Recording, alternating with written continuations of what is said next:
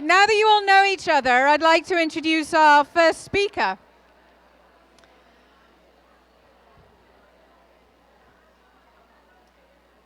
Okay, I would like to welcome our first speaker, Phaedra Ellis-Lampkins, who's the founder and CEO of Promise. Now, Promise went through the winter 2018 batch of YC and is working on a solution to reduce the jail population.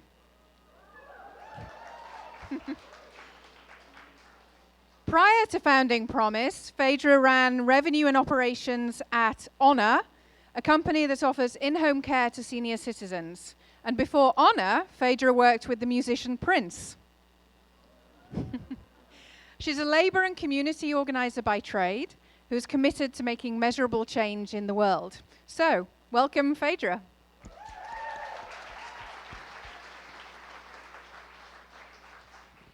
Hello. Can you hear me in the back? Okay, great. First, how exciting is it to be in a room full of phenomenal women who have started companies or are starting companies? I just feel like I want to walk around and just like rub everyone and say, oh! It's so exciting, just the energy in the air. My name is Phaedra Ellis-Lampkins, and I am the co-founder and CEO of a company called Promise. And just incredibly thrilled to be here today. So I thought I would start out and talk a little bit about myself and why we ended up starting a company. So this is my mom, Gail Lampkins. And my mom, when I was growing up, was a waitress. And so we grew up pretty poor. My mom worked at Dave's restaurant in San Francisco. If you've ever had a great burger, you've probably been there. And growing up as the mom, you have a mom who's a waitress, you really rely on tips. And so there was a very kind of physical feeling, like you know you're broke when you're a kid as you get older. And I knew things like when I went shopping and my mom used food stamps, people treated us differently. I knew that we ate. I remember the first time I saw people eating meat in sandwiches, and I was like, wait, you don't eat cheese and pickle sandwiches? And it wasn't until I was older that I realized, oh, that's because we didn't have meat money, as we called it. And so I spent a lot of time just really understanding kind of what happens, I think, when you're just broke. And then something changed, which is when I was 12 years old, my mom went back to school, and she got a degree, and she got a job with the county. And I just, you have moments that you remember as a child. And I remember the moment she got the call, and it was like $10 an hour. And I remember my mom saying, what are we going to do with all that money? And I just knew like our life had shifted. And the thing that became very clear to me is that when you have a little bit more money, as I think about it, I went from free lunch to reduced lunch at school, which meant I was in a different line. You just feel differently. People treated us differently. My mom carried herself differently. And so what I knew was that there was this feeling, and what was transformative for me, so as I grew older, I just said, I want that for all kids. I want all kids to feel like no shame when they go to the grocery store, not different because they have free lunch or they get free peanut butter, but really, how do we create a feeling for all kids where they get to feel equal and they get to feel proud? So that was really what I set out to do. So I spent the first kind of 15 years of my professional life working in the labor movement, working with janitors on behalf of janitors, Teamsters, teachers, and really trying to understand how did we create opportunity for working families and how did we create dignity in work. And then I started to run a labor federation in Silicon Valley. And all of a sudden, the way that people went to work changed. It used to be that people had one employer, they stayed at a company for a long time, but increasingly work began to be contracted out. And what was most striking to me is that some of those jobs got worse, not better. So we would see these like covers of like these people who were like a receptionist at Google, and all of a sudden they had a Ferrari on the cover of Newsweek. But in my world, I represented janitors who were working 2 jobs, living in Stockton, driving in, and kind of cleaning the waste buckets of some of these folks. So in fact, technology had not yet transformed the lives of a lot of working people that I knew. So I was really in this moment. I spent a lot of time doing that. And then all of a sudden, this man, Barack Obama, ran for president. And as a woman of color, I was like, I can't not be in that moment. And so I went to go do some stuff to really think about how his economy grew, how did working people actually get opportunity. And while doing that, I met Diana Frappier. So Diana is my co-founder. You might think because I've started a company, I'd have some really thoughtful photos. Instead, I have a photo from her 40th birthday. Because, frankly, why not? So this is us in the office. And when I met Diana, she was very different than myself. And the reason was, I grew up poor, my dad was violent, so I thought all people that committed crimes were horrific, right? You go to jail, good. You are in neighborhoods where we had drug dealings, good, go to jail. And then I met Diana, and Diana was a criminal defense lawyer by trade. And we'd be walking down the street in Oakland, and I'd kind of be a little bit like, okay. And then some dude would come running up to us and be like, die, die. And I'd be like, hey, okay. And I'd say, like, who's that? And she'd be like, oh, yeah, I represented him. He's a pimp. And I'd say, like, oh, okay. But he's a good pimp, Phaedra. And I'd say, oh, okay, cool, Di. Let's just keep going. And then we'd be walking down the street more. Hey! And who's that? Oh, murder conviction. I was like, oh, cool. This is great. We had lots of things. We would see folks. We once went somewhere, and I saw someone. I was like, oh my gosh, that poor woman. She's probably abused. And I had this whole dialogue in my head. But what I learned really being with Diana for a decent amount of time is that I had always thought of people as the crimes they committed, not the humans that had become in an experience that led up to that. And what I learned with Diana, watching the people that she represented, is that many people had grown up just like me, but hadn't had the opportunities that I had had, right? I'd been lucky. I had a mom who looked out for me. I'd done an internship that got me in the labor movement. But there were a lot of folks who didn't have those opportunities. I began to realize that, in fact, foster youth were the population most likely to end up incarcerated, that when we looked at these things, that, in fact, people had had these incredibly challenging lives without a lot of opportunity and had ended up in some awful situations. So Diana and I worked together at Green for All, and then we met through a friend named Van Jones, who, if you ever watch CNN, you can see him on TV. Shout out to Van. And Van then introduced me to the musician Prince. I was pregnant, and so I was like, I'm on maternity leave, and Van does like all good friends do and say, I'm sure you have too much time on your hands while you're pregnant. So come meet Prince. And I go to meet Prince, and I have to say, as a kid, I hadn't been a fan because I'd watched that movie Purple Rain, and he hit a woman in it, right? And so when you watch those movies as a kid, and because my dad was violent, I was like, oh, I'm just not, like he hit a woman. It's like, not my people. And then I met him, and he quickly became my people. And the first thing that we did is we worked on getting his master's back. And I knew nothing about music. And we got his master's back relatively quickly. And the way we got his master's back is because I didn't mind asking questions that everyone else thought was stupid. So I started out and I said, okay, well, why can't you have your master's? Okay, well, because they own it, they don't want to give it to them, they already give me cash. Cool, okay.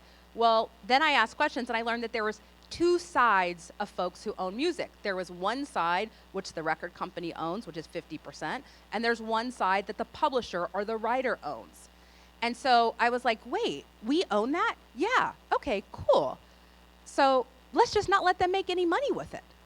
And what we discovered is, by asking stupid questions, we just stopped. We said, you just can't make money off of it. You just, we're going to stop it because he owns all of the publishing because he's written every song, and he owns part of the recordings. And we settled in 90 days.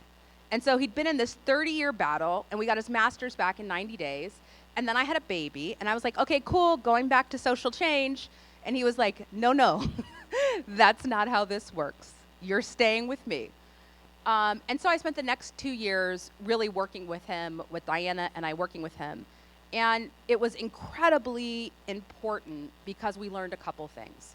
One is, I never met a human who sacrificed everything for his belief in truth, for his belief in stewardship of his own resources. And he made me bold in a way that no one ever had before. Because there's something unique when you know that someone believes you. Like in his world, we'd created magic, so that meant we were magical. So he was just like, I remember someone was like, Phaedra's so mean. I don't want to come there if she's there. And he was like, well, then you can't come here. And I just had never had just that type of commitment and that sense of just justice and just like we were a team. And so we spent 2.5 more years together, and I learned something really important, which is I watched how technology was changing the way that artists of color especially were being paid. What happened is artists used to own their music, then they would make money off radio, but increasingly what was happening is technology was devaluing the cost of music and what they would actually make. And in essence, it was decreasing, because what would happen is like Spotify was also owned in part by a record label. That record label then determined who got paid what. So what we decided is to do this deal called Tidal. And Tidal was really about artists owning their own music.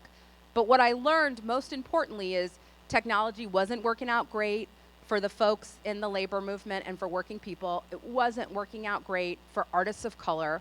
And so I became really interested in how do you make technology work well for working people and people who own their own stuff. I just love seeing him. And so then I went to work at a company called Honor.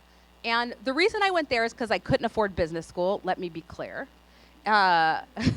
It's funny, it's like if you are in technology, it's the first place I hear people talk about where people went to college when they're adults. I never heard that before. When I get in tech, people are like, oh, HBS, Stanford Business School, yeah, that person went here. And I was like, oh my gosh, like, aren't we 30 or 40 years old? Got it, check. Okay, clearly this world works different than any place I've been in before. I have a girlfriend who's at Apple, and we were like, are they talking about like college football? She's like, no, that's how they talk about themselves. I was like, oh, got it. It's like, that's how they talk about themselves. Okay, cool. Okay, check. CSUN, that's right, Cal State Northridge, for all of you that don't know. So I went to work at Honor. And Honor was a company funded by Mark Andreessen. He'd put 15 of the 20 million in for seed funding. I went in to run operations.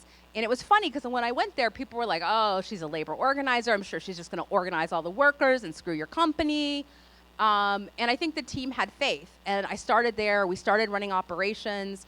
Amazing technology company. I love them to just amazing. And then I noticed the sales team wasn't producing quickly enough. So I was like, look, let's just go do sales. So we started to do sales. And then the operations team was generating more sales than the sales team. And so I then became the head of sales and operations. So I ran revenue and operations at Honor. This is us setting up a store at Walmart in Texas, here in the South, where we're in San Francisco in the East Bay, but this is it. But what I learned at Honor was really important. First, I learned as a woman of color, I did not know how to communicate in a way that people who'd worked at McKinsey and went to Stanford Business School did.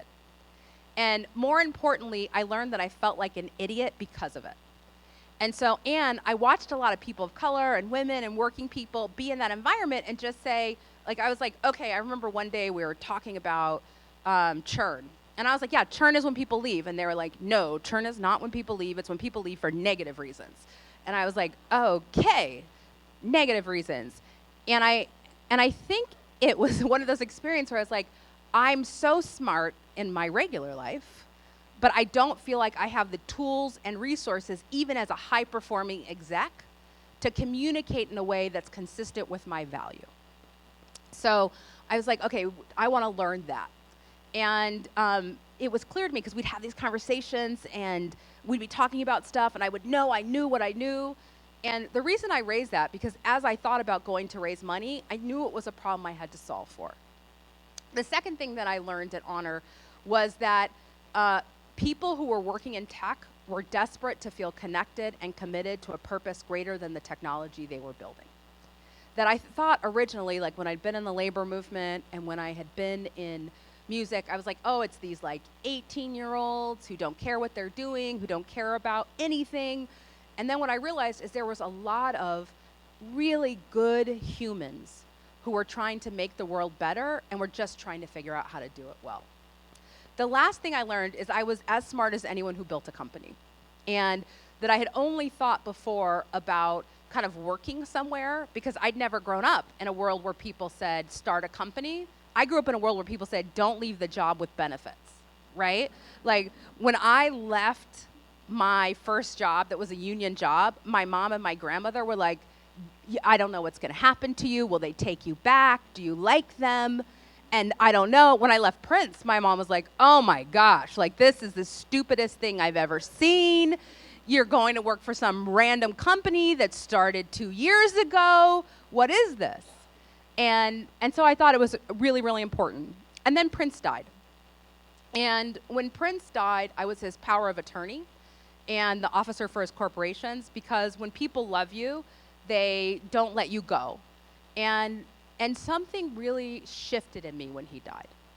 And I spent some time in Minneapolis where he lived, and there were things that really struck me. One is I knew I couldn't go back to just making money again, right? Like when you lose someone you love deeply, it impacts you. And I knew that I wanted to feel good in a way that I didn't feel naturally because I just felt sad. And so I was like, I gotta figure out how to do right in the world again. The second thing that happened, which was incredibly empowering, is people got mad at me. Like random people who didn't know me were like, oh, you got fired by Prince. Something must have happened. And I was like, of course I didn't get fired. I'd never been fired in my life. But being in a very public environment, having reporters come to honor, made me realize that I'd kind of always not been my fullest self, right? As soon as people started attacking me who didn't know me, who were random people, I felt like I had to defend myself, even though I knew that I had done well. And so it just made me realize that I was like, I'm gonna be fiercer than I've ever been before.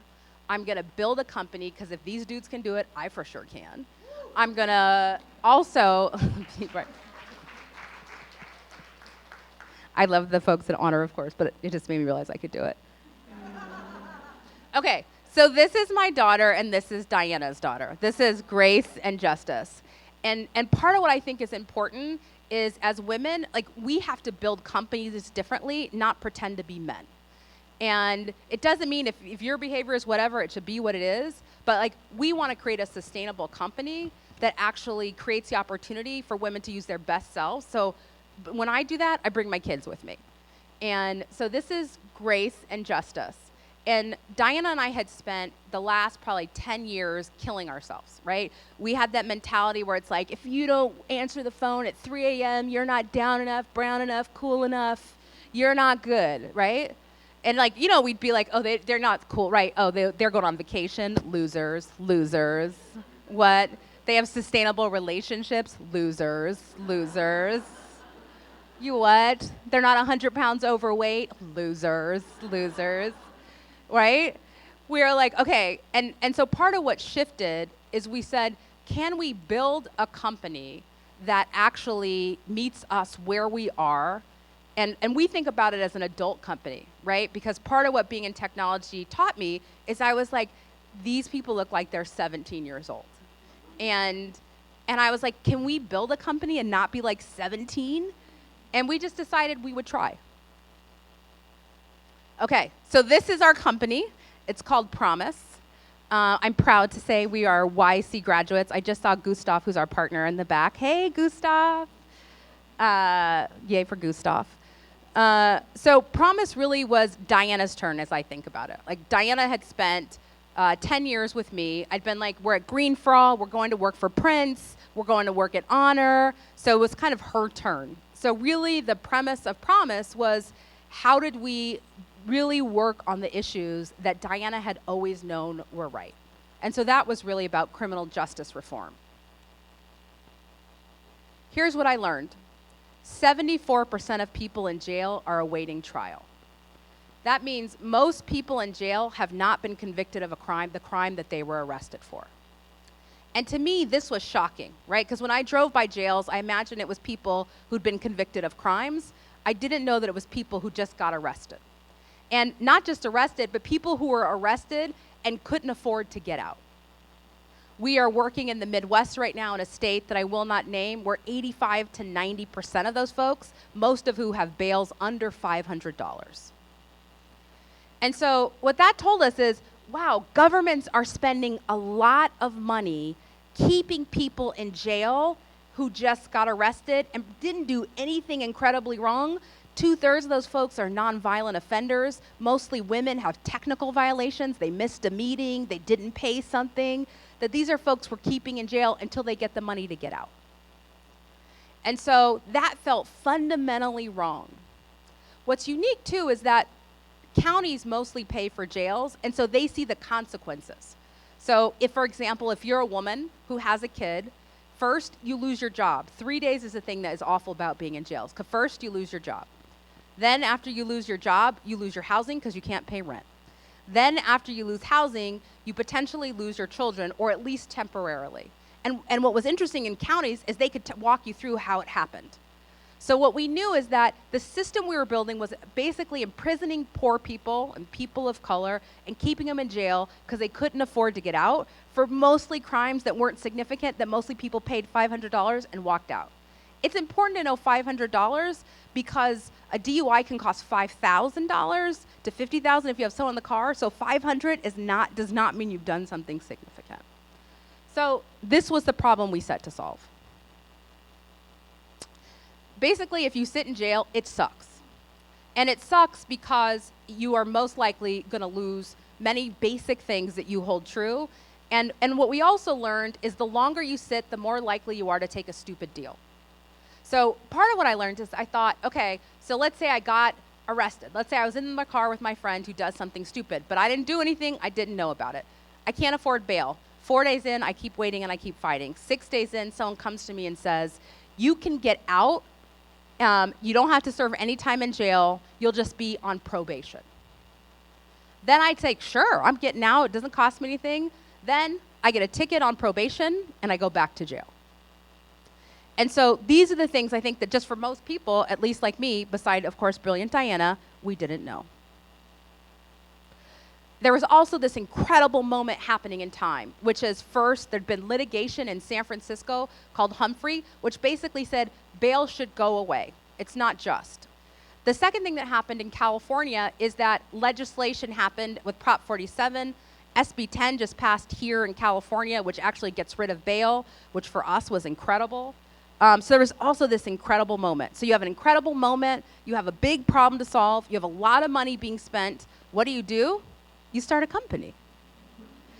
So we started a company. And I just want to say to anyone that applies to YC, we thought we would never get in. I came in my minivan, and I drove up. Diana came in these flowered jeans with Birkenstocks. And we looked around, and there were I swear, there was no one under 22 beside 2 other women. And these people were like, I'm freezing brains. I'm built a product that can tell you what to do at night. And we were like, okay, cool. And then this guy sat next to us. He's like, let me see your prototype. And we were like, so we have an idea.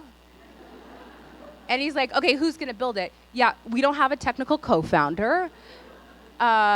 Yeah, and how much have you raised? We don't have any money. And yeah, so, and he's like, he looked at us, and I literally said to Diana, let's go home. And she's like, we're already here. And I was like, let's go home. And we stayed. And then that night, we got no call. And so the way YC works is you're supposed to get a call if you get in, but we got no call. So then Diana and I are together, and I'm like, I told you, so embarrassing. And then I email in the morning, and I'm like, so we didn't get a call. We'd at least like the feedback, kind of asshole-ish in my mind. And then they email back, and they're like, is this your phone number? We tried to call you multiple times. And I was like, oh, apparently I forgot there's a 1 at the end.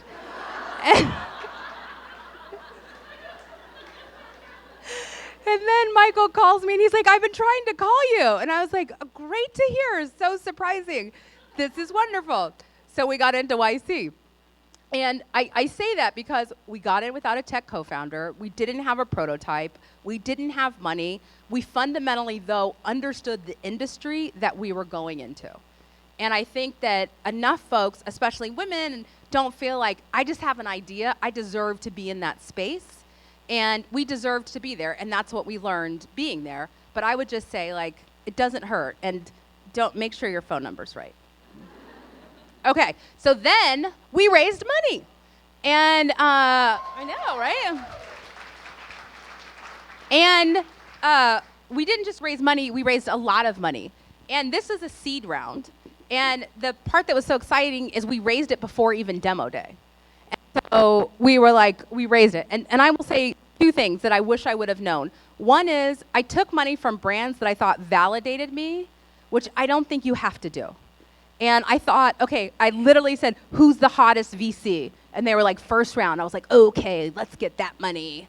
And then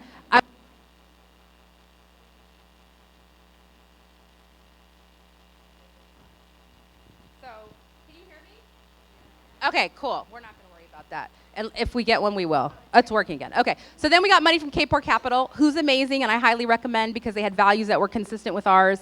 8VC and Rock Nation, because what's a girl from music do without a little Jay-Z, right?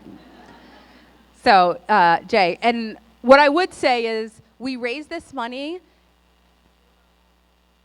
would have known raising money. First was that investors needed us more than we needed them. Money before. Wait, they're giving me directions. Hold, I'm going to speak like that. My hand. Oh. Hello? Does that help? It doesn't help. But at least I got feedback. That's always good. Appreciate that. Okay, I'm going to keep going because I don't want to take up too much time. So here's what I would say. Brands don't matter as much as you think. Investors need you more than you need them. You need a good deck. And there's a lot of people who will give you feedback, and most decks are online and you can find. You're welcome to talk to us. We raised, and I thought we needed a lot to raise, and I actually think it's easier to raise without something than it is with something. And I would say the greatest value of YC for us was helping us focus on growth, which we otherwise wouldn't have focused, and giving us timelines to get money by. Okay, long term, we're building a company. And what we want to be able to do is bring evidence-based decision-making to criminal justice, meaning that right now we make decisions based on emotions in a punitive system that's really one of the most unsuccessful systems in the world. But people who actually make decisions based on data actually don't have these punitive systems. So our hope is that as we continue to build, that's what we'll do, and that also that data analytics can actually focus on equity.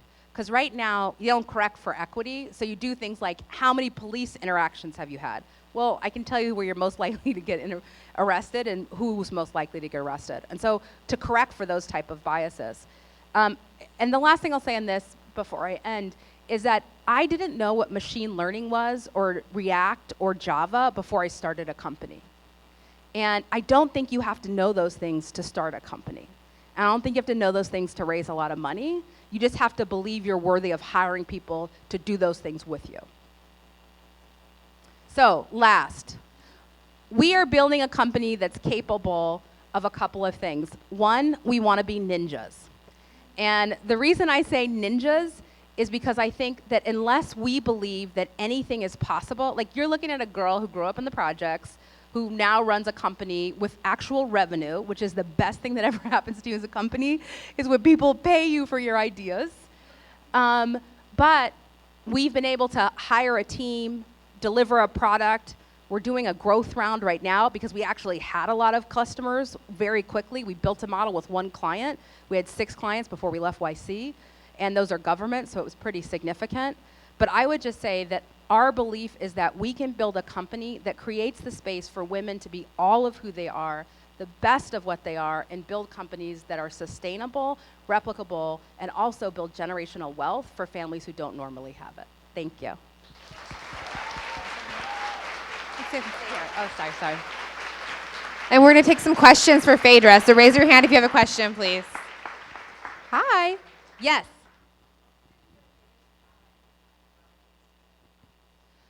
Biggest challenge growing and scaling. Yes, the biggest challenge growing and scaling promise. One is actually believing we could do it, because there's these days where you think the product is not going to work. And so we would just be like, I'm usually Pollyanna, she's Pollyanna, but I'd be like, this does, like it doesn't work. So you're always a little bit scared. And I think sometimes, faking it until you make it. I realized, I was like, I need to go sell this product because we'll build it and it will have value. So that was hard. 2 is figuring out things like what we should charge. because we were trying to figure out like what's a model, what does your margin look like, and we thought we needed these perfect things. Then we just were like, let's just get a Google spreadsheet, let's just add it all up. It's going to be a cash flow analysis with how much we need to make, and that worked. But I would say, really, it was just knowing we could do it, because then it happened. Because people want your product, so it's just a question of actually selling it. And so yeah, that was the hard.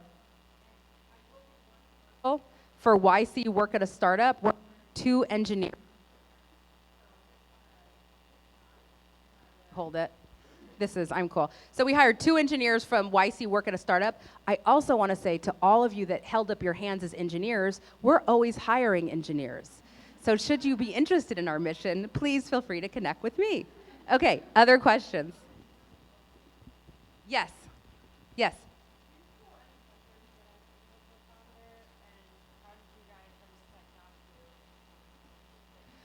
Did we feel pressure to get a technical co-founder? Yes, because everyone told us to. And then we would go meet with people, and we didn't meet. This one person we liked, and then he asked for crazy equity. So we had a technical co-founder because we couldn't find one. And then by the time we'd been through it, I was like, we raised all this money. Why am I now going to add a co-founder? When we raised the money, we had the idea, and we now have clients. So everyone told us, one YC partner who shall remain nameless said, you need it, like just go find them. And we didn't. And I'm really happy we don't have one, which I know is the worst advice everyone says.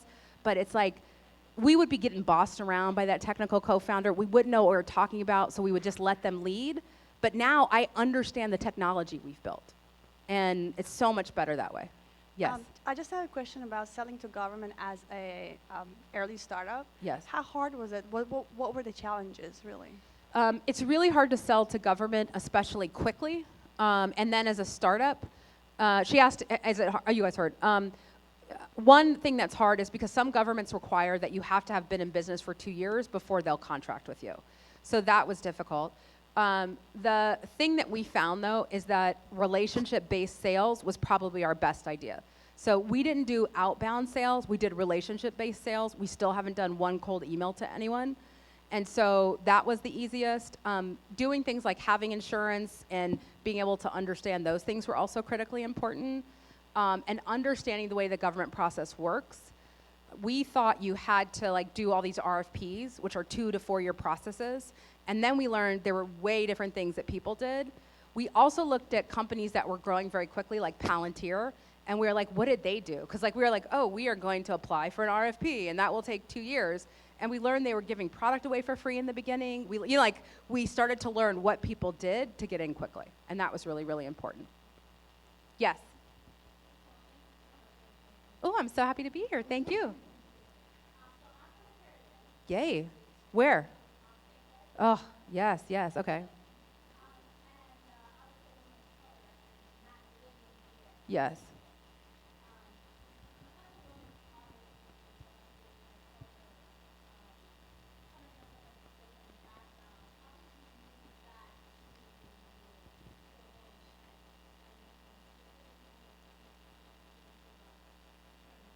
Got it. How do you use your difference as a woman, person of color, being different to actually secure funding? One thing I did, I was lucky because I had sold before. So our investors knew me from the last company where I ran revenue. So I think they didn't have a fear that we wouldn't build a venture company and that we wouldn't sell. So that was one advantage I think I had. The thing I think that I was also cognizant of is I think YC helps give brand, right? So I'd run revenue, I had brand, and then last is I just was really confident and I didn't apologize. And if people didn't know my space, I told them they didn't know it. And I had one investor who I met with who was really rude. And I said, I think you're wasting my time and I'm wasting your time, so I'm going to leave. And what was so crazy is then he wrote me a note that night being like, hey, I hope we didn't get off on the wrong foot. And so I just realized that, and I realized that there's actually a lot of investors. So, and the mistake I made, which I would say, is now, I would want people to understand me before I wanted to understand them. So as I think about my next round, and then I think also knowing people, like a lot of these intros are like go to female founder office hours. Like there's a lot of ways that then the intro is not cold, because even though they say they take all these ideas cold, I just don't. Like it's so relationship based. And so anyway, I would just say this. But like if there is someone, I also think there's incredible networks that you can get connected to. I think female founder office hours and other things. And then there's incredible investors of color. The one thing that I found that I didn't anticipate is that duty white guys were most likely to like me, which was not what I thought. Right? Dominique's telling me to end. And we all love her, so I'll do whatever she says. Thank you so much. Thank you, thank you, thank you. That's so good. Thank you. Hello, my name is Adora Chung. I'm one of the partners here at Combinator. We're going to do a panel now on essential startup advice. And so I'll introduce the fine panelists soon. So I'm going to be asking them questions, talking about applications of the startup advice we often give to YC founders. And then we're going to do some Q&A from the audience afterwards. So please queue that up while we're talking. All right. So I'll start with Christina. So Christina is the CEO and founder of Vanta. Welcome, Christina. And then Tiffany, who's a co-founder of Remix. And then Ashley, who is the founder and CEO of GemNote. Thank you. All right, please take a seat. Thank you guys so much for coming and sharing your thoughts. So I'm going to start off with the first piece of advice that YC is most known for. There's probably signs around everywhere about this, which is make something people want. So start with Christina. Maybe you can tell us a little bit about your company and how did you know, or why did you know that what you're making is something people wanted?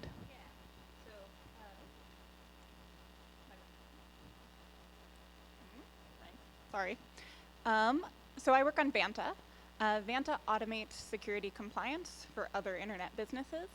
So practically what that means is people who have internet businesses, and right now for us that means startups, come to us and we help them both be more secure, so protect whatever data customers have entrusted them with, and then actually prove that security through compliance certifications.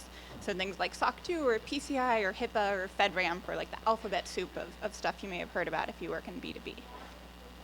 Sorry, and also, yes. So that's what Vanta does. And it's the company is about 1.5 years old. And my co-founder and I really started working in earnest on it last probably March, April of 2017. And we're both technical, but we basically spent the first 6 to 9 months not coding. And so we started with interviews, and then we basically did work in spreadsheets as consultants for 3 months. And to Adora's point, so when we knew we had something that people might want, was when we were doing work in spreadsheets. And basically what we did was we went to friends' companies, and we were like, hey, can we security audit you and make you a compliance roadmap? And they were like, yes, I know I need one of those, and I don't know what that is, and like just come in. And so we did that for 2 friends' companies, like Series B startups in San Francisco. And then we actually started getting emails from people we didn't know, who were basically like, I was at a party last weekend, and my friend told me you did this thing for this company, like, will you come in and do it for my company? And it was really striking, part because these people probably needed to go to better parties if they were talking about compliance at their parties, but more so because, these were people who didn't know us. We'd kind of parlayed our friends to be like, basically, can we kind of muck around in the corner of your company for a week?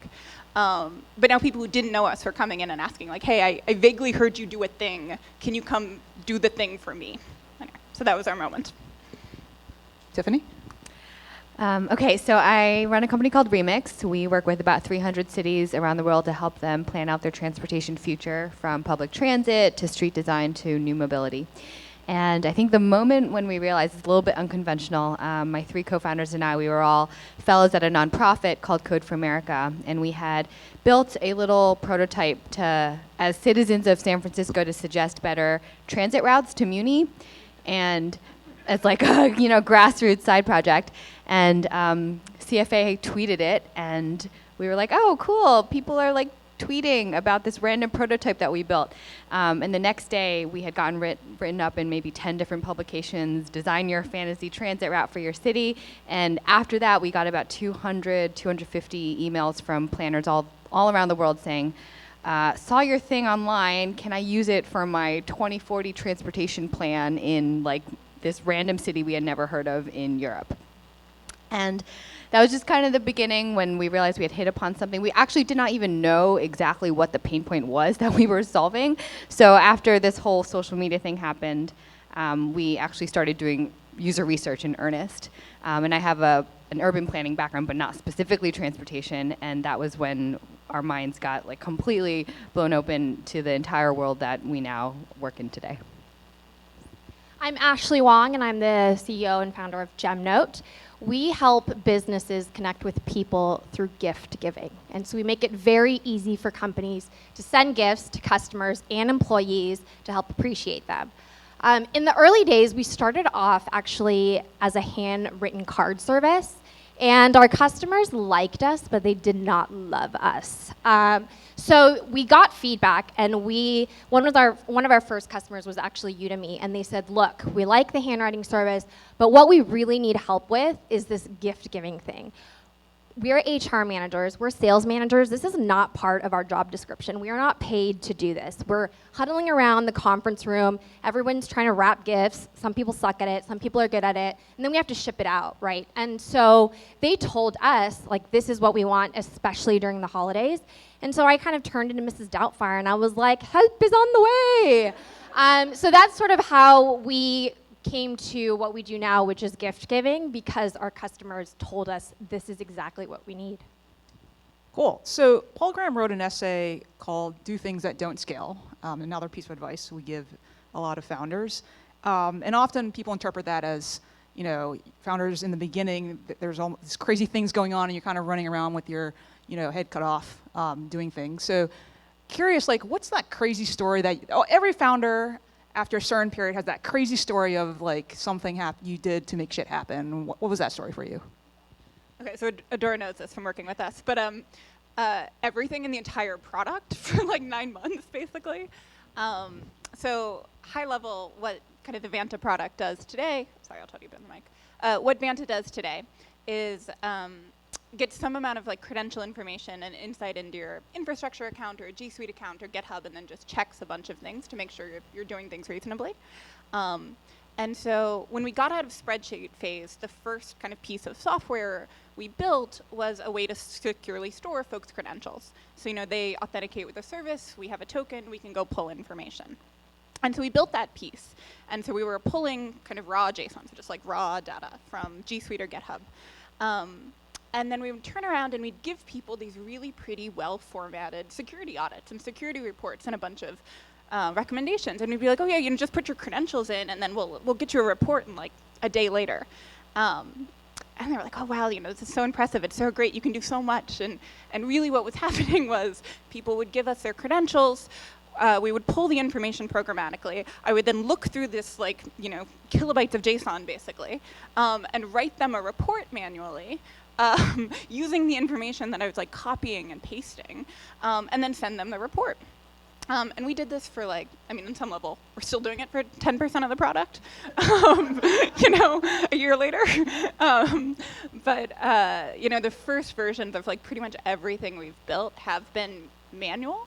And now we're upfront with customers when kind of we onboard folks and we're like, hey, you know, we're like 80, 90% there, there's 10% that's not. But in the early days, I didn't really tell them that nothing was automated. We're just like, oh, we have this automated service. Sometimes the internet's a little slow, so it'll like take you a day to get it. But it's definitely all technology. I'll go next. So the thing with B2G, and I don't know how many folks here have been to a trade show, is that for us, and especially for cities, it's really important to meet them where they are. You can't just like email them, because oftentimes, you know, random person emailing them is kind of weird and it's like uncomfortable. So we really, at the beginning, started to realize that we needed to invest more in the analog, in the face-to-face. So one of the things that we did at the very beginning was I scoured every single trade potential transportation conference and decided whether or not I should go personally. And the first one that we decided to go to, we had decided 2 days before to go to. It was somewhere in Texas that I had never been to, and realized, unbeknownst to me, that when you're a company, you're trying to sell to people at this trade show, you need like a booth or like a table or some sort of like presence so people know where you were. Had no idea this was like a thing. So I go and like order like 2 of those banner stands, and I like lug them myself to the airport. One of them gets like completely ruined in transit, and it's like broken and ripped. I'm like half sobbing at the airport, and I set up a booth which I had decided to share with another startup, which was smart because it was way cheaper to share a booth.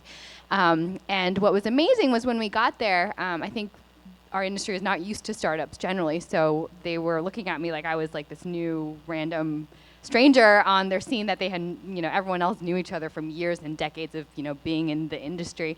And I think the fact that we had a booth, even had like kind of a chintzy banner, it made us just look like we were trying and trying really hard, and I was. And the other amazing thing about having half a booth is that you just can cram more people into less, or you can cram less people into the space that you have, so it looks like your booth is more crowded. So we just looked like it was super crowded because everyone wanted to talk to us, but in reality is because we had really pulled a lot of random strings to get there. So that was my story. Nice. So our first year when we were going through YC, we had closed a deal with Airbnb, and that was thrilling. The first order was about 500 gifts to be sent out the first week. And of course, in front of the client, I'm like, yes, absolutely, we can do this. I was super, super confident. But then I turn around and I'm like almost in tears, sobbing to my YC partners. And I was like, I don't know if I can do this. I think I've bitten off more than I can chew. I felt like I was drinking water from a fire hydrant. So I actually rallied my boyfriend at the time and Captain Yalik's cousin, who's here today. She was my first employee, and we ran with it. We fulfilled that first order. Subsequently, next month, we fulfilled another order that was 2x the volume. And what I realized was that Airbnb thought we were a 50-person company. It was me, it was another girl, and it was my boyfriend on the weekends fulfilling boxes, which is crazy now that I think about it. And now he's my husband, and so that was like the true test of love, I feel. But I learned there that founders are incredibly resilient, and I think what we need to do is have this sort of mental strength that when challenges that are seemingly impossible come to you, you have to exercise that muscle in your brain where it's like willpower and I can get through anything. And so that's sort of a story that I learned and I kind of bring to the team and just my life, and making sure that there's constantly this I can conquer, I can do it mentality. That's an awesome story. Okay, so next piece of advice is, instead of finding a ton of people who kind of like your product, find 10 to 100 customers who really love your product. And also related is growth as a result of great product, not the precursor. So for you guys up here, how did you know people loved your product? Like, how did you define that? Is there a metric that you used to kind of give you a guiding light of, okay, I've got people who love me? Yeah, so we thought about looking at things like how often do people come back, or my co-founder and I come from Dropbox, and so it uses a lot of consumer startup metrics, like how many times in the last 7 days did someone come back.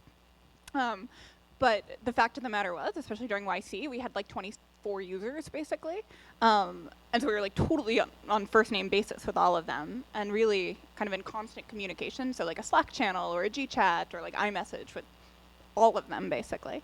So we weren't metric driven at the time, and the like communication and chatter helped. But honestly, and this is kind of quite embarrassing, the way I think we both knew people loved us was they put up with a website that was like half functional, like basically unusable, like totally basically plain HTML. One of our early customers called us the brutalist website, which I think really speaks to our design chops. And so it was this like horribly ugly, like unstyled thing that had a sidebar that had like 20, not actually, but it had like 12 things in it, right? Which like anyone would tell you not to do. Like don't just keep throwing things in the sidebar. And then things in sidebar, and then we didn't really have much QA by any sense of what that word actually means, and so stuff would break. And so people would email us. But the amazing thing was our users actually realized stuff broke and then cared enough to email us. And then we'd get these emails and feel terrible and be like, oh, so sorry, fix now, push going out to staging, just and then they'd send some quip back that was mostly friendly and a little bit like, why am I your QA tester? But overall, I think that it's embarrassing to tell, it's embarrassing to look back on, and to some extent we're at least out of the brutalist phase, but I don't know what comes after that. But I think it was a testament to also the okay, something in this ugly mess of raw HTML people like enough to put up with all this other stuff. Tiffany? So I think this concept of a metric to measure how much your users love you was something that we just had countless conversations at Remix about, especially because there were so many of members of our team who came to join Remix because they cared about the social impact and the mission-driven part of it. And so any whiff of consumer startup metrics was a little bit off-putting. But then we started to realize that we could measure actually maybe the successes of our customers in a much clearer way. And we were also on first name basis with all of them. And so what we ended up doing is we instituted this metric, which we call wins. And we have a hashtag wins Slack channel. And so every single time a customer at Remix uses Remix to either communicate a new concept, send their plan out to the public, or makes a decision with Remix that has to do with making a policy decision or a future plan that will be implemented later, we counted that as a win. And we actually had our customer success team set goals around wins so we could really measure and figure out whether or not we were trying to achieve the impact that we wanted to achieve, not in 5 to 10 year timeline of infrastructure planning, but in the much shorter timeline that a startup needed to understand. Cool. Ashley? Yeah, so GemNote sort of has, for B2B and enterprise, we sort of have a cult following, and I think it's because humans are naturally very selfish. And so these people are getting gifts from their companies. They're not having to pay for it, right? So they want nice things. And we specialize in premium products rather than cheap tchotchkes like stress balls and bottle openers. And so people are telling their friends to also use us. So imagine an employee at Google got amazing swag. They're going to tell their friends who work at Slack, and Slack is going to use us. And then Slack, they have friends at Zendesk. And so Zendesk starts to use us as well. So I think it comes from a point where it's intrinsically we want really nice things. And so we want our companies to get us nice things. And how we measure it, and I would say, is number one, LTV. That's really important. So lifetime value of that customer. Number 2, % of repeat business. And so if that customer is constantly purchasing from us and not going elsewhere, that's a huge metric. And then number 3, we also have our customer success team send out surveys to make sure that we have a rating of our net promoter score. So how likely are they to promote us to their colleagues and to their customers? And then we also very much care about the qualitative feedback that we get. We want our customers to have this feedback loop with us to tell us why we suck, where are we sucking, right? So that we can get better, and what are we doing very well that we can continue doing to make you happy and to make our service work for your company. Cool. So on one side of the spectrum, we have customers that really love you. Maybe on the other side is customers that might be kind of killing your business. And so sometimes the advice is you just got to fire a customer. So I guess I'm interested in, have you been in that situation before? Did you think about it, and how did you actually execute on getting rid of that customer? Yeah, so I think for us there's been 2 reasons to fire a customer, or at least think about firing a customer. One is just non-payment, which yes, but let me tell you, this can take so many forms and take up so much of your time. And this is more of a B2B thing, right? Especially when you don't have a credit card, you can just charge. That makes non-payment less likely, obviously. But the invoicing, and do they pay their invoice, and how much do you have to go heckle that? Anyway, that whole world of stuff. And then for us, right, given we're so small, and still building out a product, I kind of regularly talk to folks who are like, oh yeah, the thing you're building's great, but can you blah, blah, blah as well, right? And often their blah, blah, blah is totally reasonable and a thing we would like to do in like the next 2 years, right? And so then we kind of have this conversation of like, oh, you really want, it's a reasonable example, like full-featured mobile device management for all laptops and phones in your organization. Like, we would love to provide that for our customers at Vanta, but with the size of our engineering team, which is low single digits, like, it's not on the critical path right now, and it's not a thing we're working on. And so it's more of a, like, just kind of like winnowing into sales right now for us, as I've kind of learned with those folks to just be like, look, like, we would love to do that, but our roadmap looks like this. Here's the thing you want. Here's what we have today. Do you still want to like pay for that? You know, pay for what we have. And I found that to be kind of very helpful of just being upfront with folks, and like, you know, non-zero, you know, of them have walked away and been like, cool, let's keep in touch. If you have, you know, a product update list, like put me on it. But versus, you know, kind of the onboarding them and then being like, oh yes, MDM is definitely coming in 2019. You know, like that's just not a good look. So I guess one of the things that happened early on that I sometimes still have nightmares about is one of our very early customers, like, you know, first 10 customers was the transit agency up in Vancouver. And we were so excited to bring them on board because A, they were really cool and Vancouver's awesome and they have awesome bike lanes and they're just doing the trendiest stuff of any city in terms of urban planning. And then after we signed them, I was like up there for a sales meeting, like it went really well. I was like totally excited about it and really happy with myself. And then I came back, told the product team that we were about to bring on Vancouver, and they were like, Tiffany, you realize they use the metric system up there. And I was like, but that's just a conversion, right? And we were only working with US cities at the time. We like barely had our census data up and working, and you know, Canadian census is totally different. Basically, we brought them on board because I was really forceful, and they had a terrible experience for 6 months. And my co-founders still heckle me to this day about this. And we had countless phone conversations about how, you know, they really wanted us to do all these things with data that we couldn't do at the time because we were so busy servicing these other customers. And it basically just turned into a shit show. And at the end of the pilot, I mean, it still pains me to say it, they churned. And so we were not able to renew Vancouver our first year. But I guess, what were we going to say?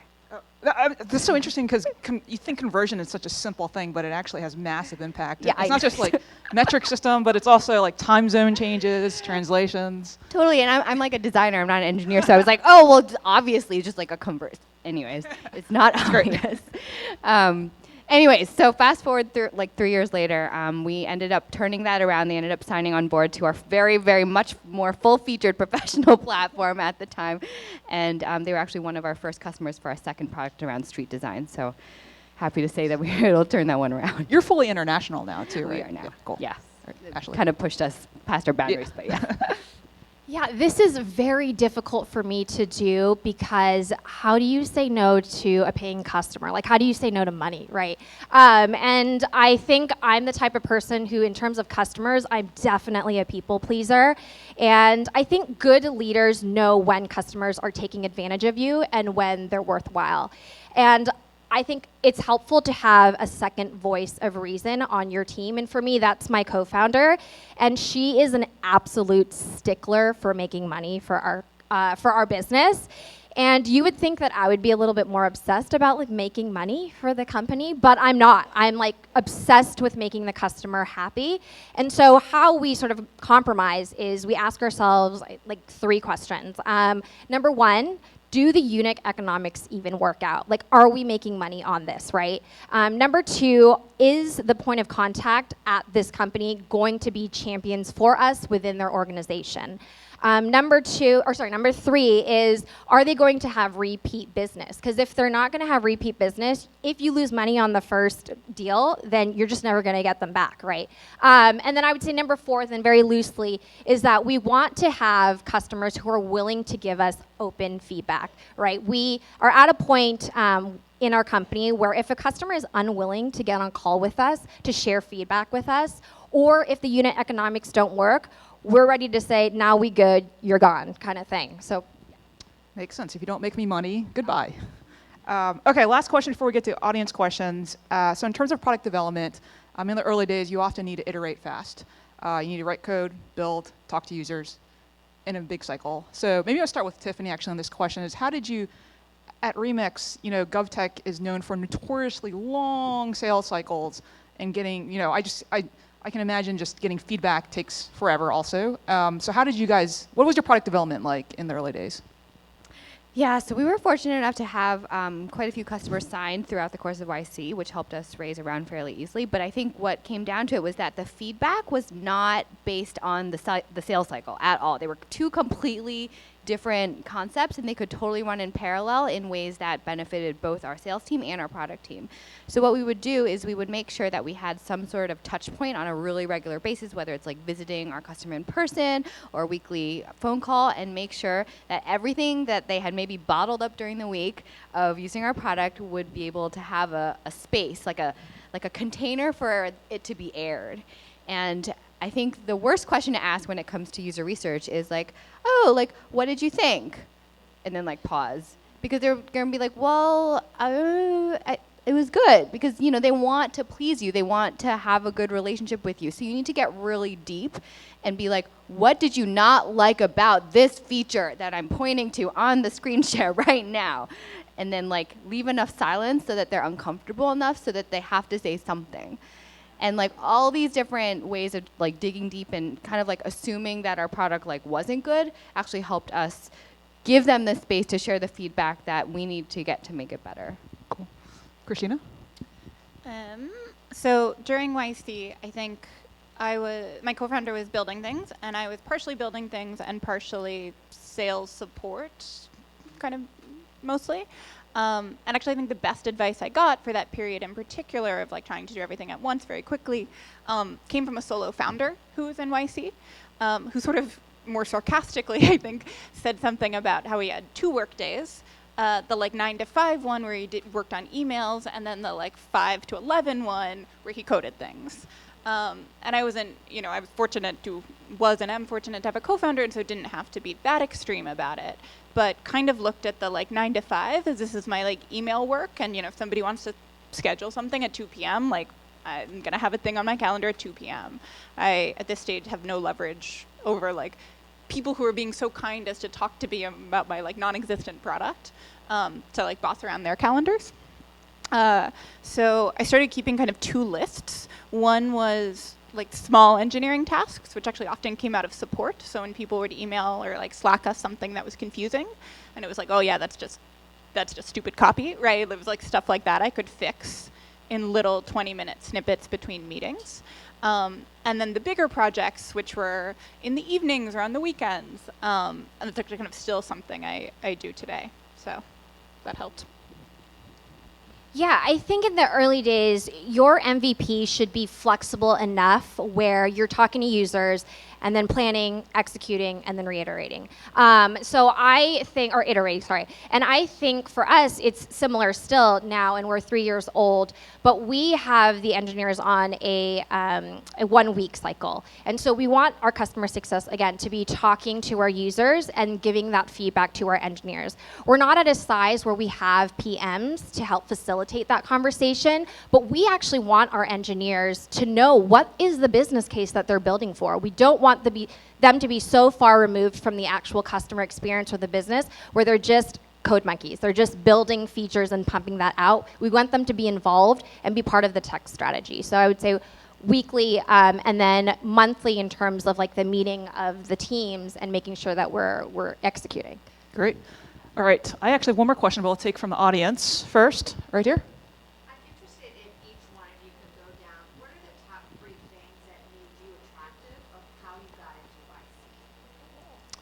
YC? So the question is, what is the thing that made them? Oh, what made them attractive? Okay, why do you think YC accepted you? So we should really ask Adora. But so I think it helped that my co-founder and I come from technology companies, and both are engineers. So we're kind of following the like very classic kind of early YC archetype there. I think it also helped that we had non-paying customers who very much liked us and referred other people to us. And we had something of a product for them that was actually totally manual, and I think we may have told you guys that. Basically in the like, look, we were pretty sure we can build the thing. We decided not to build it because we wanted to make sure people wanted it. We think people want it. We think we have the backgrounds to go build it. Could you help us? I think it was the short version of our pitch. If I may hazard a guess, before we applied, we had read through the YC call for startups, and there was a specific area around government and civic work, and then also another area around transportation, and we were kind of like the mix of both worlds. So I thought that was maybe one of the reasons why, in terms of the space, the uniqueness of the space, and then also I had noticed YC hadn't funded a lot of government-focused companies before, so maybe they took a chance on us for that. I don't know why. You're going to have to ask Kat Mignolic. No, I was a solo, when I went through YC, I was a solo female, non-technical founder. And so like literally all the odds were against me. And I would say right now, looking back, it was very, very lonely being a solo founder. But I think because of that and because all odds were against me, I made sure that before I applied to YC, I had, and it was my goal, and I always remember this number, but it was 15 customers before I wrote my application. And so I worked really, really hard on that. I hustled, and I needed to show growth if I was not technical, if I didn't have another co-founder, and so I think that probably was quite impressive to them, but yeah, you would have to ask that. Back there. Hi, my name is Jasmine. So my question is focused more towards the early stages. So, you know, everything starts with a thought of maybe having a new product or a new service or something that's focused towards resolving a problem or anything that exists. So, with an idea, there can be a period of maybe stagnation, and then you have a product. So how would you define that stage or the stages where you know, besides the leap of faith, how would you define that transformation or that transition into a product? So I think the question in a nutshell is it can take a lot of time to get good feedback, to get customers to tell you that you're actually onto something. So how do you go through the product development cycle and iterate through all that, you know, long periods of maybe no good feedback? Yeah, so I think this is really hard, and I think kind of people don't talk about it enough. I think there's a lot of like, when you tell people, or when we told people, we're coming up with an idea for a startup, and people are like, oh, that's so exciting, it must be super fun. And it is super fun to whiteboard for like a week. And then you start to get really twitchy, because you're like, I used to do things in the world. Now I just talk about Uber for taco trucks and like whether that'd be a good idea, you know. And if you like listen to my co-friend and I had conversations where like if we played this back or we overheard other people saying this, we would, you know, be out basically. But I think so much of that process is both like, I mean, kind of being kind to yourself. Like, yes, we're gonna have some silly conversations about Uber for taco trucks, but like keep having the conversations. And keep learning and figuring out what that means for you guys, or you know, your team, when you're trying to figure out a startup idea. And so for us, that meant having lots and lots and lots of conversations with other people. So our first 3 months, we probably had, I don't know, it did what it was like 100 interviews with different people in and around the security space. It was like security engineers, CTOs, VPNs, salespeople who sold security, who didn't sell security, who had to deal with compliance. Anyway, just all these people. And the end of it ended up being this kind of like very crisp, or pretty crisp articulation of like why compliance was so misunderstood. And how compliance is actually great, right? In its best form, compliance is how you prove your security to other people. And third parties vetting, you know, company security to make sure they do what they say is like something that's totally useful and you would want companies to go through. Compliance today doesn't quite, or like the experience of going through compliance today isn't great, especially from an engineering perspective, and so it is kind of a dirty word. But anyway, it took us 3 months of these conversations to start to center around that idea. And there were totally times we could have stopped earlier where we just, again, you had these weeks where you're like, what did I do? Like somebody would be like, oh, you're working on a startup, must be super intense, right? And you're like, yeah, like really intense. And they're like, okay, yeah, what'd you do? Right? And you're like, I talked to like 2 people this week and they told me some stuff and I like came up with some ideas and I Googled them and I found startups founded in 2014 that do the things I thought of in 2017. And I'm gonna do this next week. And like, I promise I'm like a really useful human. Like I'm great at contributing to society. But you just kind of have to like keep, and it's like, this is the part I think no one talks about. But you kind of just have to like keep doing that because eventually like you will learn things that people in the market doesn't know, and you will think of something that wasn't founded in 2014 or even 2018. And if you stop early, I think you end up stopping at something that, or you're more likely to end up stopping at something where like either you're not into, you don't actually want to work on, you don't want to recruit for, which is actually the metric my co-founder and I used to the question was, do you want to go recruit other people to work on this thing? Like, how do you feel about, impacting other people's lives for this? Literally. Or do you just end up working on something that like, again, there were 3 startups founded in 2014 that did it, and maybe you can out-execute them, but like they're probably not doofuses, and they have 4 years, so not a great thing. Cool. Okay, I have one last question. We only have a couple minutes left. This is my favorite question to always ask, which is, can you talk about the best decision you made in the first year that, looking back, was critical to your current success? I'll start with you, Ashley. Yeah, so I think this goes back to the Airbnb story, thinking that we were a 50-person company when we were 2.5. And that my background is in marketing, branding, and design, and I focused a lot on building an incredible brand right from the start. And so design, it just builds your credibility so much. And so when people don't know who you are and they look on your website and that actually looks good, or there's a design element where it's like, oh, okay, this is very clear. They have a clear vision of what they're doing and what they're trying to help us with. I think that's really important. So I invested a lot in building the website, building the brand, and that's sort of how we've got this cult following now, is because we spent so much time on that. I think when I was trying to decide if I wanted to start Remix or if I wanted to go off and get a different job, I wrote down 2 criteria in my notebook for whatever I chose that I wanted to do next. Number 1 was I wanted to work on a really, really focused problem that helped society in some way. And I'd been working at mission-driven companies in the past, but the problem was just so wide I couldn't grab my arms around it. So I just wanted a really, really focused problem that I could care about, not just a year from now, but a decade and 3 decades from now. And transportation in cities and urban planning turned out to be that. And then number 2, my criteria was I wanted to work with my friends. And it sounds so, silly, but honestly, when I go to work every day, when I'm surrounded by people who I love and people who I literally get up in the morning to work with, that makes me really happy and makes me want to continue doing what I'm doing now, even 4+ years later. I think for us was not building anything forever, right? We could build the things, but when you're either doing stuff in spreadsheets or doing stuff manually, it's so easy to zig and zag and figure out what people actually want and really, really, really want, versus the moment you start writing code, you're encoding assumptions about different parts of what you're building. And implicitly and explicitly, it gets much harder to change those later. Versus when you're in spreadsheet land and it's just copy paste, new tab, get rid of half of it, try again. That's just so much harder in code.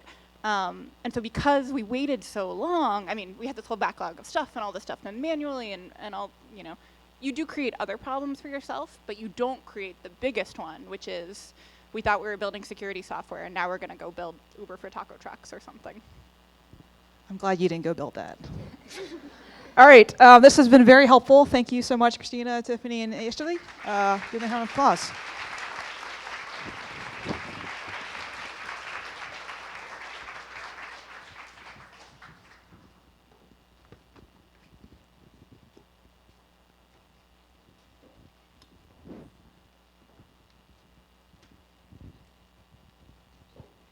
Hello, I'm Carolyn Levy. I'm one of the partners at Y Combinator, and I'm here to introduce our next speaker, Alexandra Zatarain. Alexandra is co-founder and chief marketing officer of 8, a company focused on helping people sleep better. 8 was in YC's summer of 2015 batch. To date, 8 has collected over 15 million hours of sleep data, which has been used to design the ultimate sleep experience. Alexandra gives back as a mentor with Galvanize and We NYC, and she's an angel investor in female-founded companies as a Clio Capital Scout. Fun fact about Alexandra, last year she confronted her fear of open water by getting scuba certified. She's very proud of that. Please welcome Alexandra to the stage.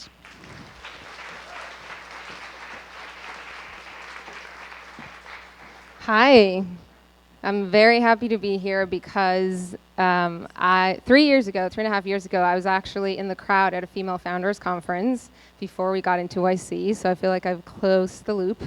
So my name is Alexandra. I'm one of the co-founders, and I'm the chief marketing officer at 8. 8 is a sleep technology company. So we use technology to tackle the problem of sleep deprivation, and in the process, we're bringing about the biggest evolution that sleep has seen in the last 60 years. Our signature product, which is a smart mattress, is used by athletes that are NFL players and Olympic medalists to improve their recovery. But I'm not going to get a lot into sleep or our vision of 8 right now because I'm here to tell you about our story. So first, I'm going to back up for a second and give some context. This is where I'm from. I grew up in Tijuana, Mexico, and my co-founders are from here, here, and here. So the joke tells itself. We are 3 Italians and a Mexican woman, and we walked into Sand Hill Road, and so you would wonder, well, how did I end up being on this stage? So I've broken down the story of 8 through the lens of love because I've come to figure out that building a company is just as challenging and rewarding as building a relationship. So the first chapter of our story I've labeled romance. We all know that romance is that phase of any relationship where you can't see any fault in the other. And in this case, it's your company. You think that everything is perfect, right? And everything is new and exciting. So for us, I mean, we know that romance doesn't last forever. So for us, romance takes us back to 2014. So back in 2014, my co-founder and then boyfriend, Matteo, was tired of struggling with sleep. So he actually suffers from restless leg syndrome, and it would flare up during the night. So he wanted to figure out why some nights were worse than others. And in that process, he tried a few different products to track his sleep. And none of them were really working for him, primarily because none of these products were designed with sleep in mind. Back then, there was also the time when companies like Nest and Dropcam were really popular, and Nest had just been acquired by Google. And so that inspired him. And he thought, well, why are we bringing technology into other aspects of our lives and making it better, but we're not doing it for our sleep, which is so crucial for our health?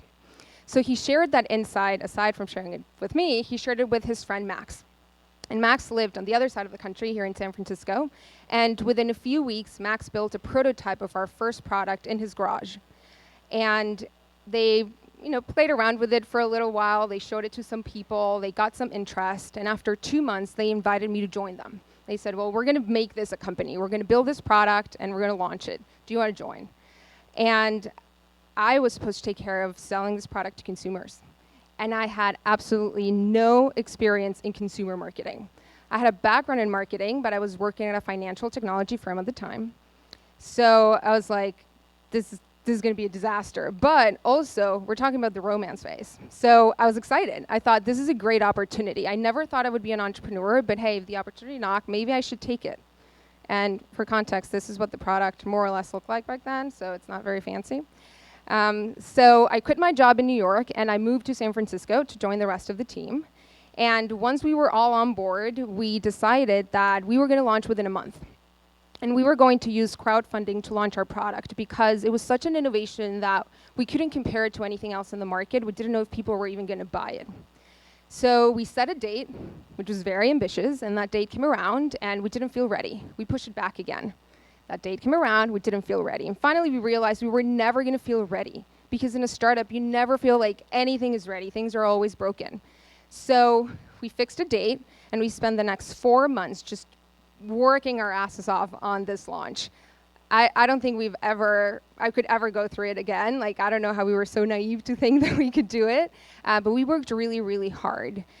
And I think that for us looking back, the thing that was really helpful during that process, aside from continuing to work on our product development and hiring a few engineers, was actually that we did a lot of customer discovery. And other speakers had talked about this before, but as you're building your product, you want to understand what people really want. And in our case, we had an idea of what the technology could be.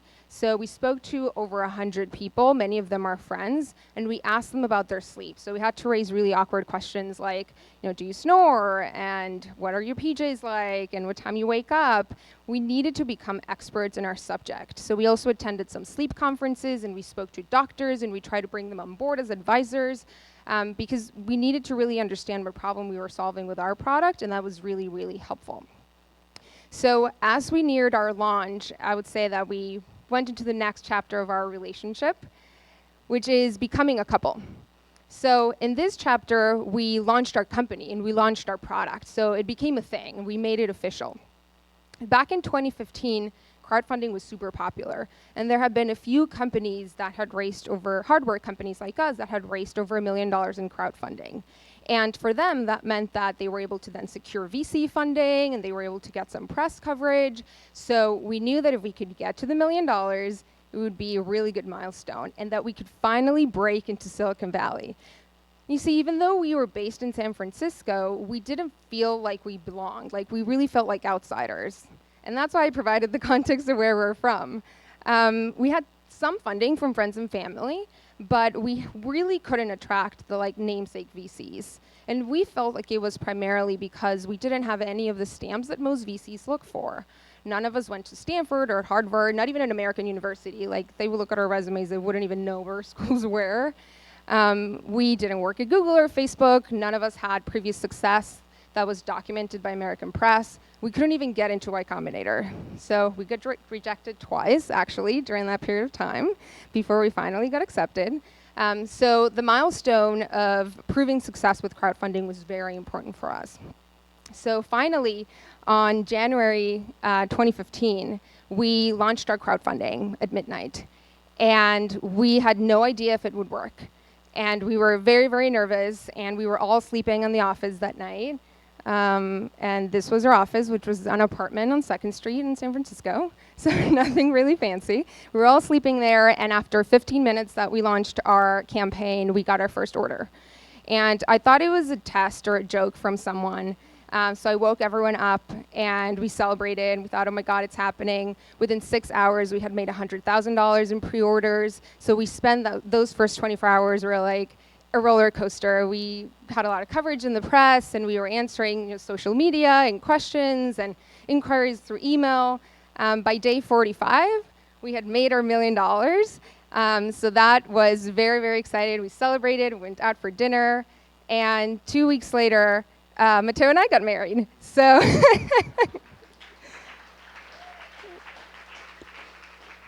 so that is the 4 co-founders of the wedding.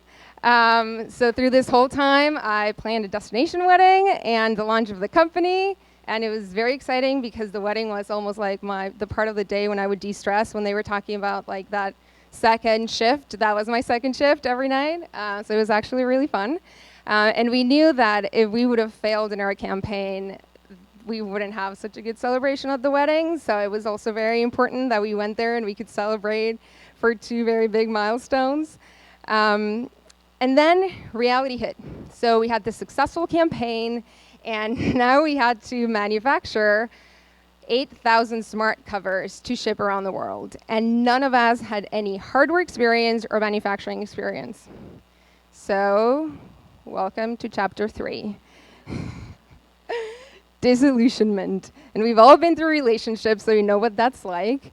During this period of time, you become irritable and withdrawn, and as an entrepreneur, you dread the question, how's your startup doing? You don't want to go out, you don't want to go to any events, you don't want your mom to ask you how it's going because you feel like everything is going wrong.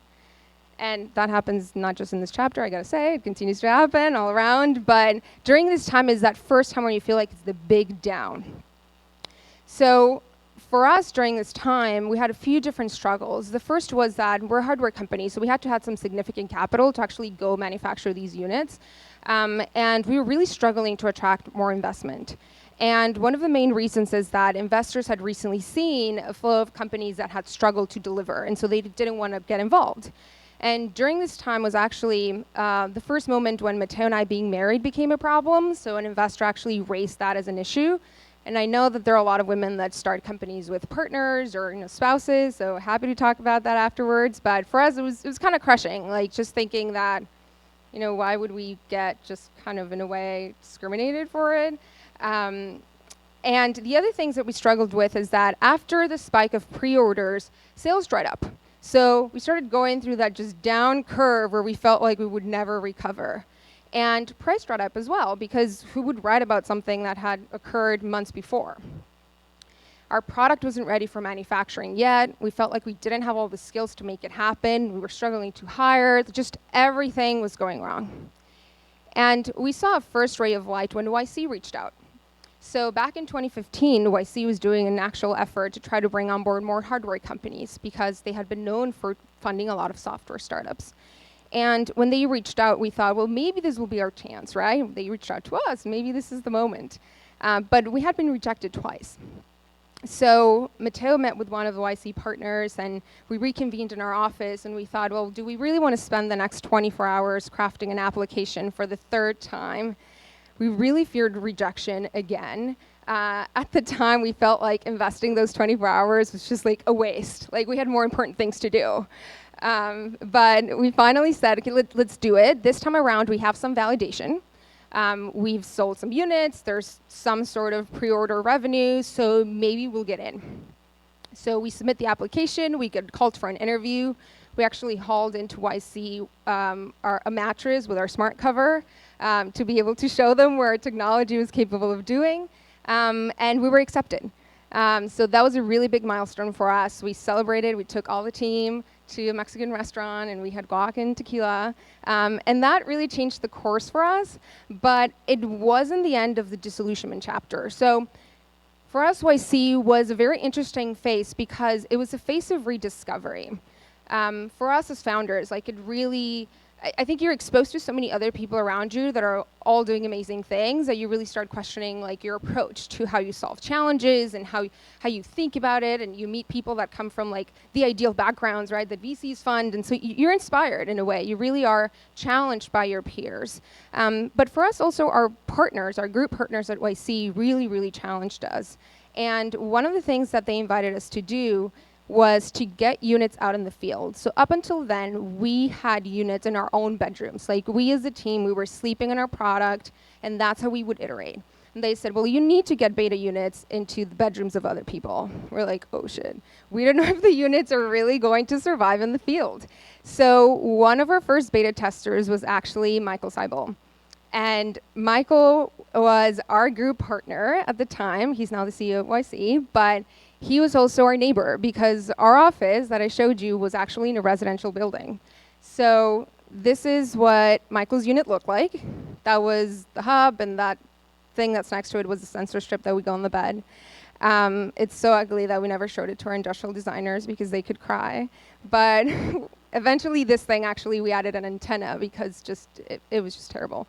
But when this unit would fail in Michael's apartment, Max, my co-founder and our CTO, would take down the stairs like a couple flights and go into Michael's home and fix it himself. So we called it like white glove service because there was the CTO taking care of all these bugs. But we really learned a lot. And the other thing that changed for us was the way we approached growth. So we started measuring growth weekly. So we had the spike in pre-orders, and then everything started dying. And so they really invited us to think about it as what progress can you do week over week, right? And just kind of take it slow, breathe, and you'll be able to recover from where you are right now. And the other thing that we did for growth, going back to the customer discovery, was we had this pool of thousands of people that had purchased our product. So we started talking to them. And we surveyed them, and we asked them, why did you buy the product? And then we used those insights to tailor our new messaging for marketing. And that was really, really helpful. So during YC, you have, demo day towards the end. So we replaced the countdown that we had initially that would count down to our launch for the countdown to demo day. We had like a huge paper countdown. And we knew that we needed to prove traction. And the other thing that happens out of demo day is you start meeting with investors. So in some of these rooms actually around here, we would have investor meetings. And I can still remember some of those meetings because they were terrible. In some of them, we just did like a terrible job at pitching. Like we didn't have like a clear idea of how to describe what we were doing, and like they would ask all the tough questions. You like don't feel like you're really confident. And we were like 4 founders sitting in there, and like none of us could really come up with the answers. But then in other meetings, the investors wouldn't get us, right? They wouldn't get our vision, or they wouldn't get our backgrounds. And then eventually we found our fit. We found investors that believed in what we were doing, investors that would specialize in hardware, and that changed everything for us, right? Instead of trying to get the money from anyone, we went for the people that we knew would be easier to convince, and also are people that still support us to date, like really, really became an integral part of what we do. So when demo day arrived, that's us, we lugged a full bedroom into the Computer History Museum. We've done this many times, so that's my co-founders moving a bedroom, a mattress, and we set up a nest so you could see all the integrations, and then we had a computer that would show you live the data that was coming from the sensors on the bed. Demo day was a lot of fun. Our batchmates that were also showcasing their hardware products would actually like take a rest on our bed. So it was very popular. It would get everyone's attention. Matteo, who's the guy there turning, almost facing the camera, he's our CEO, and he practiced his pitch probably like 200 times. He's Italian, so he was worried about his accent, and the Mexican was coaching him on his accent, so it was the best we could do. I would record him on my phone, and then I would show him how he was doing, and like we would just go over and over and over through this like 5-minute pitch. And he would rehearse in the kitchen at the office, which was also our kitchen because we were living in the office at the time. So really fun times back then. And then once demo day was done and we raised some money, we had to make it happen. We had to ship our first units. And like I said, we had no idea what we were doing. And what happened then is that most of the team moved to China, and I moved the office from San Francisco to New York. And while they were in China, they figured it out. They found some people that joined our team, and they were there for quite a few months, just making it happen. And I didn't get to be a part of that experience, so I always wish I was, because I'm very proud of what they did during that time there. They had no idea about how to manufacture a product, and they just got on the ground, and they had to figure it out. I think it's one of the biggest achievements that we've had as a company, and it really gave us the confidence that anything else that we can tackle is like peanuts compared to what had to happen in China during those months. So with delays and all, like most hardware companies, we managed to ship 8,000 smart covers to more than 67 countries. And during that time, we dealt with higher costs than we were expecting, managing expectations of the customers that were waiting for the product, a lot of regulations and certifications because it's an electrical product that's plugged to an outlet, but we made it. And this is a picture that I took of Matteo, Jake, and David, who were 2 of our first amazing employees. And that's a street in New York City. And we took those very, very first units that ever shipped from our company to customers. We hand delivered those to the closest FedEx. We packaged those in our office with a lot of love because we couldn't believe it was happening. Like, it's even now amazing to think that we could make it. So if you're building something, you'd have no experience, we're the example, like you can do it. And I'd say that this shipment marked the entrance into the next chapter of our relationship with 8, because now we're focused on creating real and lasting love. We made it through the romance, we made it through the disillusionment, we made it through launching and becoming a couple, and now the focus of what we do is different. But not because this phase comes after disillusionment, it means that it's free of problems. We faced more problems in the last 2 years than we did in the first 2, but I think we've become better at dealing with them. So now our focus is less on just surviving, and it's more on also just building a company that will last. The 4 of us as founders and our team that has been with us for a while, we're all very passionate about our vision. We really believe that technology can be used to help people sleep better. And that's what drives us. We're now 30 people in the team, and we're all injecting our love and energy into building the best products to solve this problem. which means that as founders, we need to focus on the foundations of getting this company to survive so that 10 years from now, we're still around, delivering on that promise. The other thing that happens during this phase is that the stakes are higher because we've raised $27 million from venture capitalists. We have people on our team whose families depend on us. So we can't take it lightly. Thankfully, during the first chapters, we learned a few lessons, many of them at YC, many of them that Adora was asking questions about earlier, that have really helped us in this phase of building a company that lasts. So I'm going to share a few of them with you. The first one that has been mentioned a million times is make something people want. For us, during the 4 and so years of age, customer discovery and customer research has been very, very crucial. I personally still to date conduct an average of 15 customer calls every month, and we gather hundreds of survey responses every week. And the reason is that's how we keep a pulse on what people want. Sleep is a very complicated problem, and there's a lot to learn, there's a lot to solve. And so we need to have the direct conversations with them and understand what our product is doing for them and what they expect it to do in the future. So I highly recommend that you invest the time. It will never be wasted. It's amazing, and the people that you speak to who are your customers will become really, really loyal because they have a direct access to you as the creator of your product. The second lesson is to hire A players. And it sounds very easy to say, but it's really hard, especially because you want to hire people who are passionate about what you are doing, who are not there just for the job. We made many mistakes at the beginning at 8, but we were also very lucky with some early hires. So one of the things that we learned is that at the beginning of the company, we were hiring for skills, and we didn't really take the time to understand what the culture was like. And so what that meant is that some people would come in and they would be very skilled, but they just didn't thrive in our working environment. So don't overthink culture, but do spend the time to understand what's it like. What are you expecting of your team members that are just far beyond just contributing with a certain skill? The third learning is focus on what matters most. We learned this at YC. It's what they call like these vanity metrics. So anything like press coverage or social media following, even capital raise don't matter if you can't get sustainable growth with good margins. And every business is different, but at the end of the day, you need growth and you need revenue. So find the metrics that are going to build you a scalable business. Implement the tools that are going to allow you to track those metrics. Track them daily yourself. Don't outsource it to someone else to tell you how they're doing. And then focus on the strategies that are going to move those metrics in the right direction.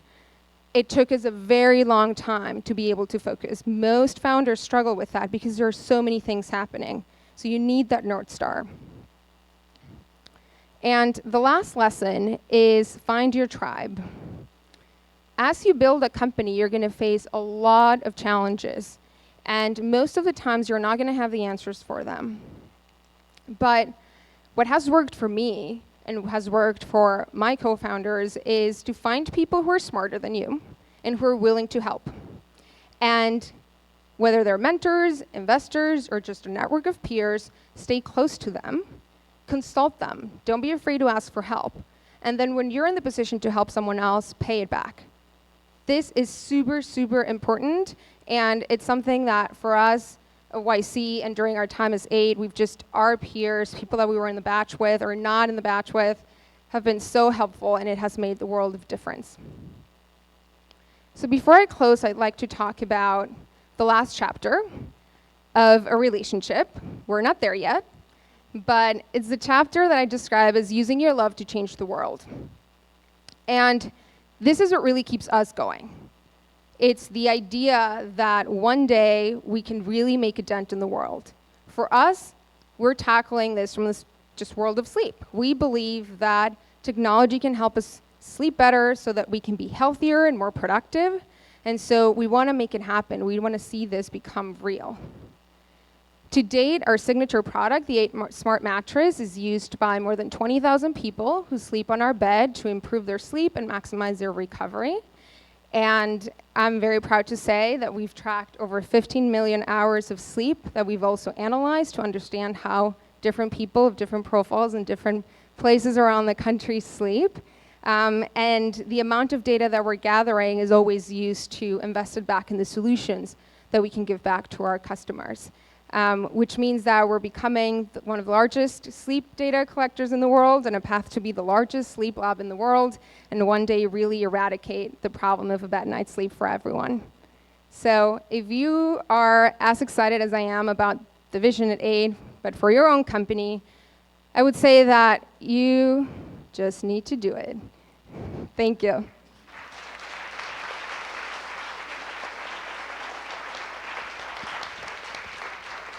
We're going to do 2 questions. Here, right here. Hi, thank you so much. And I have a question about how do you manage or balance close relationship between work and life?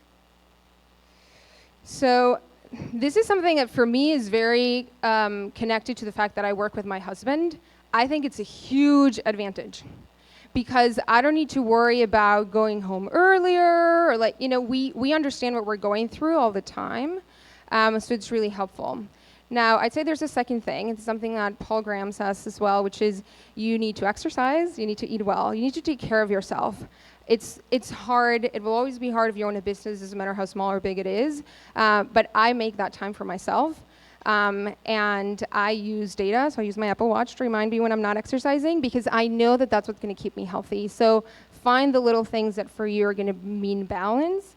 And then make sure that the people around you, your relationships, your roommates, understand what you're going through and are also there to kind of pull you back whenever they feel like you're not taking care of yourself. Oh, there. First of all, I would like to congratulate you because your story is amazing. Thank you. And I was doing a research on all the speakers and I saw the website. I'm like, I want to order.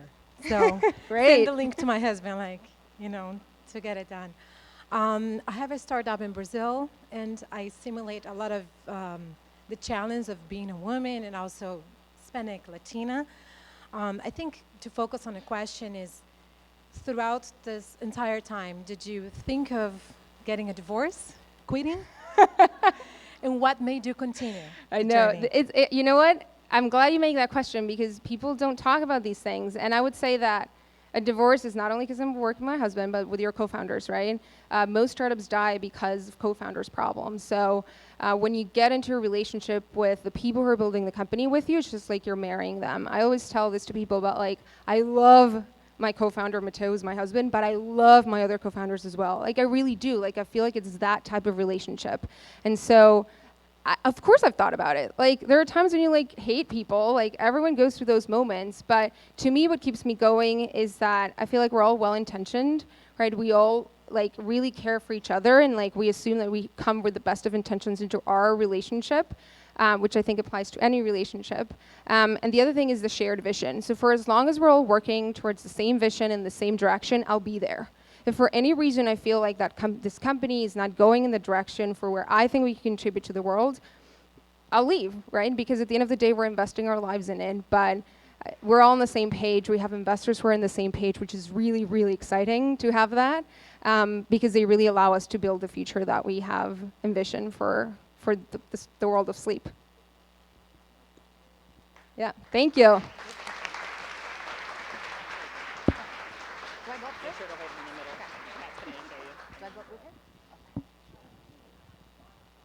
Hi, everyone. I'm Kat Manyalik, one of the partners here at YC. I'm really excited that I get the pleasure of interviewing our next speaker, Jess Lee. So Jess Lee is a partner at Sequoia Capital, and she's also one of the founders of All Raise, a nonprofit whose goal is to help level the playing field for women in venture capital. Prior to Sequoia, Jess was CEO and an honorary founder of Polyvore. So we'll talk a bit about her unusual path to Polyvore in just a second. And Polyvore was acquired by Yahoo in 2015. So before Polyvore, Jess was a product manager for Google Maps. And we'll talk about her whole path here. So welcome, Jess.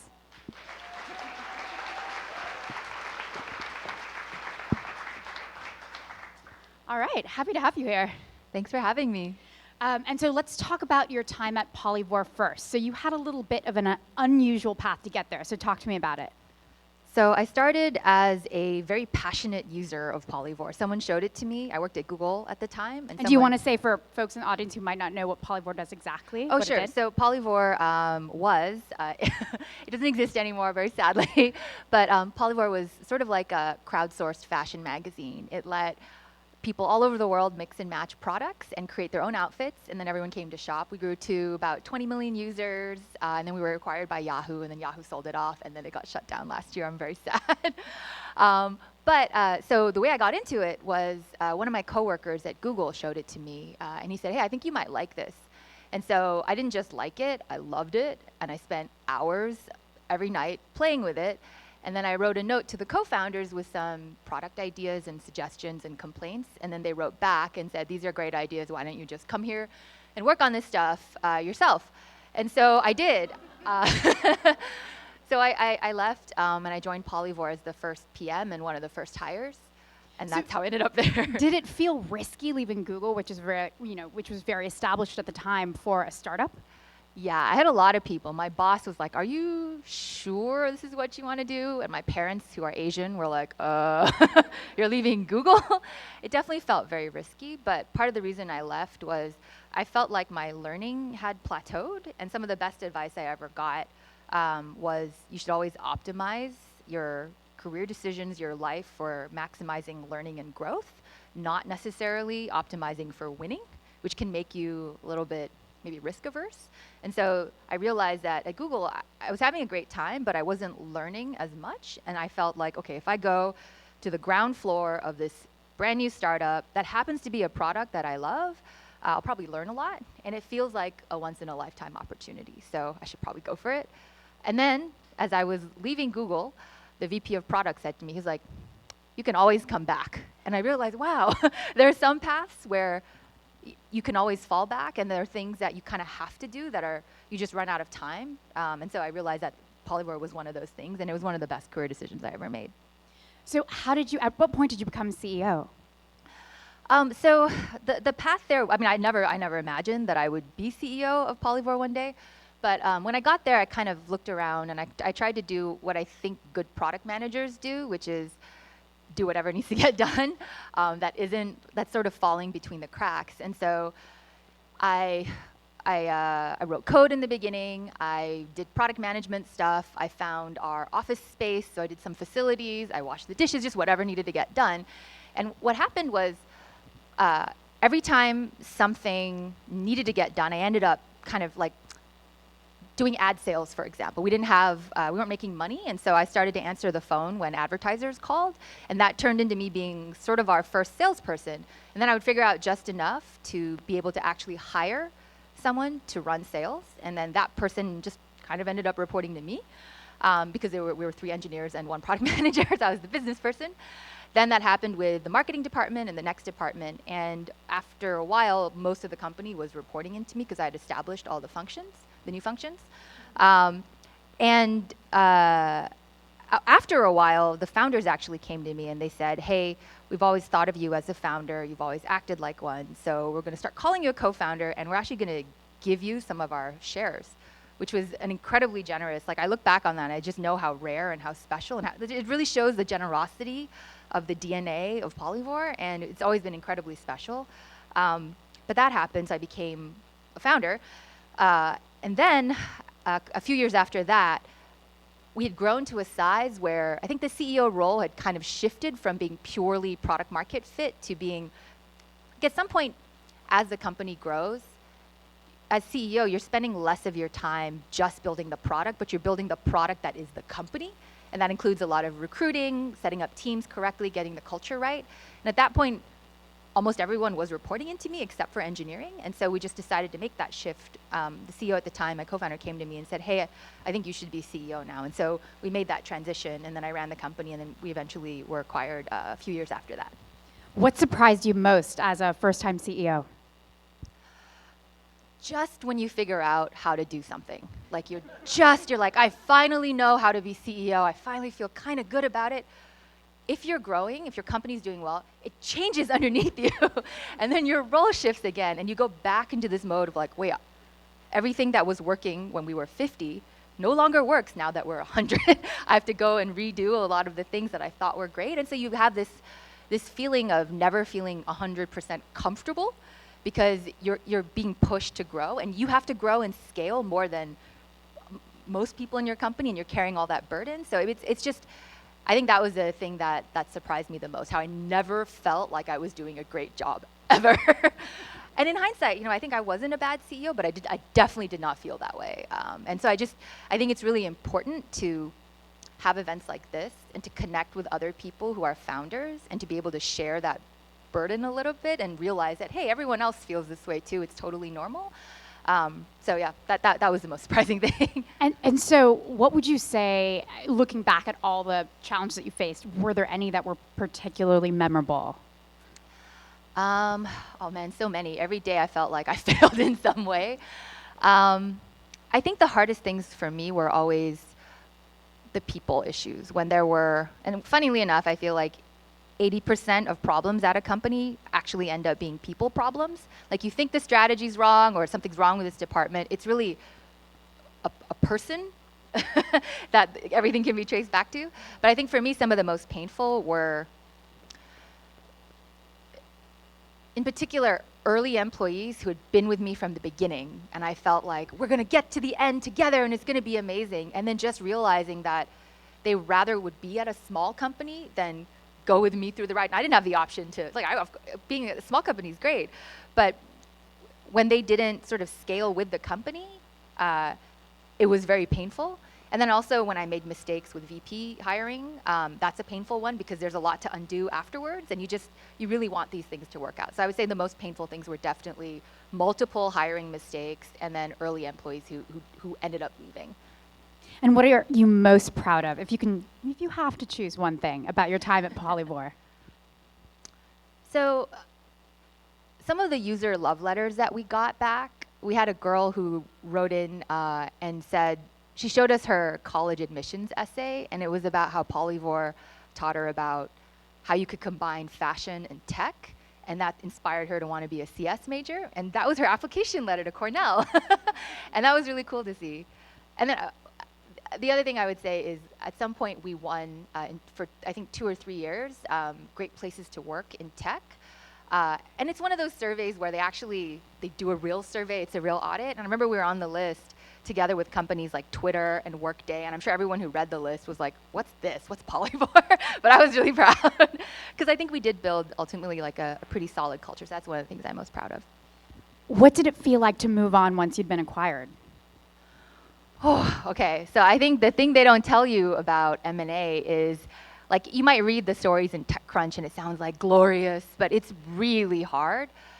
The process of selling the company was very painful and arduous. We had a very transparent culture, and when we were trying to sell the company, I had to, you can't tell your team I'm working on a transaction. So I had to have a second, a double life where I was having these acquisition meetings, but I couldn't tell anyone on the team. And my calendar had always been very transparent. So now there was all this nonsense on there, like working from San Francisco or meeting. And I was in New York or pretending to be sick, but I was actually having all these meetings. So it was very stressful to have to juggle that. And then you just don't know what's going to happen, right? You don't control the process. It's much less about you than it is about the acquirer and their timeline. So that was very, very hard. And then just when it finally happened, it was just a total roller coaster of emotion. The day we announced, I remember I walked into the room and I thought the team was going to be really upset because we hadn't made it to the $1 billion IPO.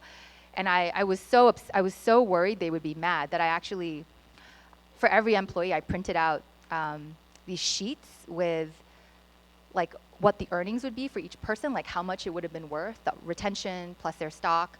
I hand wrote little notes on every envelope because I was like, they're going to be so mad. Maybe this will make them a little happier. And then when I told them, everyone started cheering, and I think I just started crying. It's just as the founder, you have so much stress and burden, and I just didn't know what to expect, and I felt like maybe we hadn't achieved what we'd set out to achieve, so they would be upset. But everyone started cheering. It was a beautiful day. Everyone was very happy to get the envelopes, and it was everyone celebrated so much that day and like almost didn't want to leave the office. Then afterwards, the integration process is really hard too because you're being sucked into a larger acquirer. I would say Yahoo treated us incredibly well. While we were there, we shipped so many cool mobile apps. We got to build our own little lab. They were great, but Yahoo was going through its own sort of roller coaster at the time. So in many ways, it bonded us, but at the same time, it's hard to lose control of the things that you care about and have prided yourself on. Like I didn't control the culture anymore. I didn't control who was going to be hired or promoted. So that made it tough. So it was just a total roller coaster of emotions. So when you had these very stressful times as CEO, who did you talk to? Who were you able to turn to for advice or even just to commiserate? Yeah, definitely other founders. I was lucky to have a few friends, like close friends, who were also running companies and could understand some of that burden and that stress. And like maybe had seen some of the problems that I was seeing before, so could calm me down and say, hey, this is what I did, and vice versa. I find it especially helpful to have a group of female founder friends. I still actually meet regularly with a group of female founders, even though we're all doing different things now. And just being able to very honestly go around and talk for 3 minutes about what's going well and what's not is just incredibly soul nourishing. So I would definitely recommend like look around to the person next to you, make a friend, and go hang out. And I feel like there's this pressure in Silicon Valley to pretend that you're crushing it all the time and your company's amazing, but that's just not true. And building a company is incredibly hard and almost irrational to even do it. So I think once you drop your guard a little bit first, you'll find the other person's like, oh my God, me too. And then you can have a real conversation and you'll feel better and you'll get the solutions and the help that you need. And so what made you decide to go into VC? Yeah, so I never imagined that I would be a VC. On the other side. On the dark side, to bring the light. So after Polyvore, and as I was inside of Yahoo, I thought, what do I do with all this experience and all the painful lessons? Like, I could do it all over again. The problem is I like wacky social companies, and those have the highest odds of failure. So I was like, okay, second time around, my odds of success they'll double from 0.1% to 0.2%. Is that what I want to do? Is that the best use of like all the really painful lessons? And I thought maybe it'd be more helpful to try to help the next generation of founders. So I thought about that. And then the second thing was, as someone who was a female founder working on a product targeted at women, it's that double whammy of hard to fundraise. So I was like, maybe if I go to the other side, I can help level the playing field, change the ratio. And by the way, women are some of the most important consumers out there. Women run social. Women are 80% of household purchasing power. Women make 80% of healthcare decisions. Those are huge markets that are sort of underserved, underfunded. Like maybe if I went to the other side, I have a shot at being a great VC if I can see those opportunities. So that's part of why I went into venture. So what do you wish you'd known as a founder? Now that you're sort of on this side, you're hearing a lot of pitches from founders. Like, what do you wish you'd known if you had to do it again? Yeah. So this is something we talk a lot about at AllRaise, and part of AllRaise, there's a group of us. We do this thing called Female Founder Office Hours, and Holly Liu, who's coming up after this, is one of the co-captains, along with me and another founder, Felicia Kukuru from Binti. But we talk about this all the time. How all of us now have been founders and VCs, the three of us, and we see like some differences in the way women pitch. And so like in particular, I think the realization that running your company day to day is really hard. But in the moment that you're fundraising, that is the moment to pitch the dream, right? And you have to pitch the big, hairy, audacious vision, right? And yes, maybe you can show the realistic where you are today, but a taste of the dream is really important because venture capitalists are not looking for downside protection and risk minimization. They're looking for upside maximization. So you have to sell the dream, even if it feels a little bit unnatural to do it, you still have to do it. And the other thing that I often see is the financial slide. I see a lot of people say, even with the most conservative assumptions, I will still be a $100 million business, versus I see a lot of men come in and they're like, this is my revenue projections, $500 million. They don't say, this is the most hyper-aggressive, optimistic assumptions that probably not very realistic, but they don't say that, right? And so just know that when you walk into a pitch, like you represent yourself and you should be who you really are, right? I think that's very, very important. You have to be authentically you, but just know that there are other data points around you as to what other pitches look like, and you just have to be aware of that, and you gotta go sell the dream. Oh, that's so good. So anything else, if you were to go back in time, and so did you run the fundraising process at Polyvore? Not for every round, but yes, I did it many times. Do you look back and think, oh man, I wish I'd done it this other way? Yeah. I'm guilty of this biggest exact mistakes same problem that you made? Yeah. You didn't sell enough of the big dream. Yeah, I don't think that we sold enough of the big dream. I was very focused on like, look, I'm going to be a good founder because I say I'm going to do something and then I do it, right? And I think that's what I prided myself on. And I think that is very, very important, but there's also the like, here is the possibility, the dream of where we could go, and I don't think I sold it hard enough. So how do you approach being a VC now? Like, what is your process? How do you think about, are you focused on specific verticals, or what, how do you make that all happen? So there are certain sectors I spend a little bit more time in. I came from consumer, so I love looking at things in consumer. Whether that's commerce or social or video, I've done, or like home maintenance, lots of different things in consumer. But I've actually also strayed into the consumerization of enterprise. I think there's a lot of consumer best practices that do apply to enterprise. I love anything that targets the female consumer. So recently did a women's healthcare company. I also have spent a bunch of time on autonomous vehicles because I think that's going to be one of the big consumer trends. So I've ridden in a bunch of self-driving cars and went to visit Detroit to talk to some of the OEMs and tier ones to kind of hear how do you take the best of Detroit and the best of Silicon Valley to create the future. So those are some of the areas. When it comes to founders, having gone through it for 9 years as a founder, I think one of the most important things is grit and tenacity.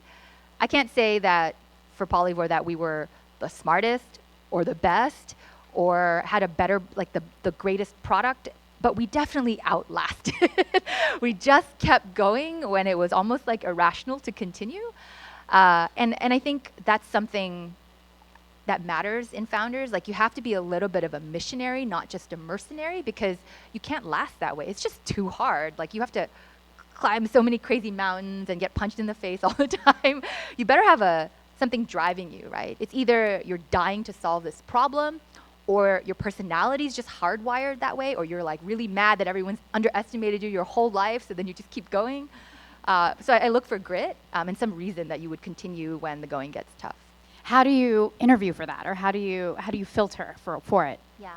So I noticed that many VCs jump straight to like, what's the market? What's the product? I usually just ask for, what's your background? Tell me your story first, and that usually reveals something. And then just spending time with founders afterwards, after the pitch, just like really getting to know each other a little bit better to try to figure that out. But just like interviewing, you never 100% know. After an interview, you really only know how good someone was at interviewing. So reference checks as well. So I'll do a lot of calls and personal references.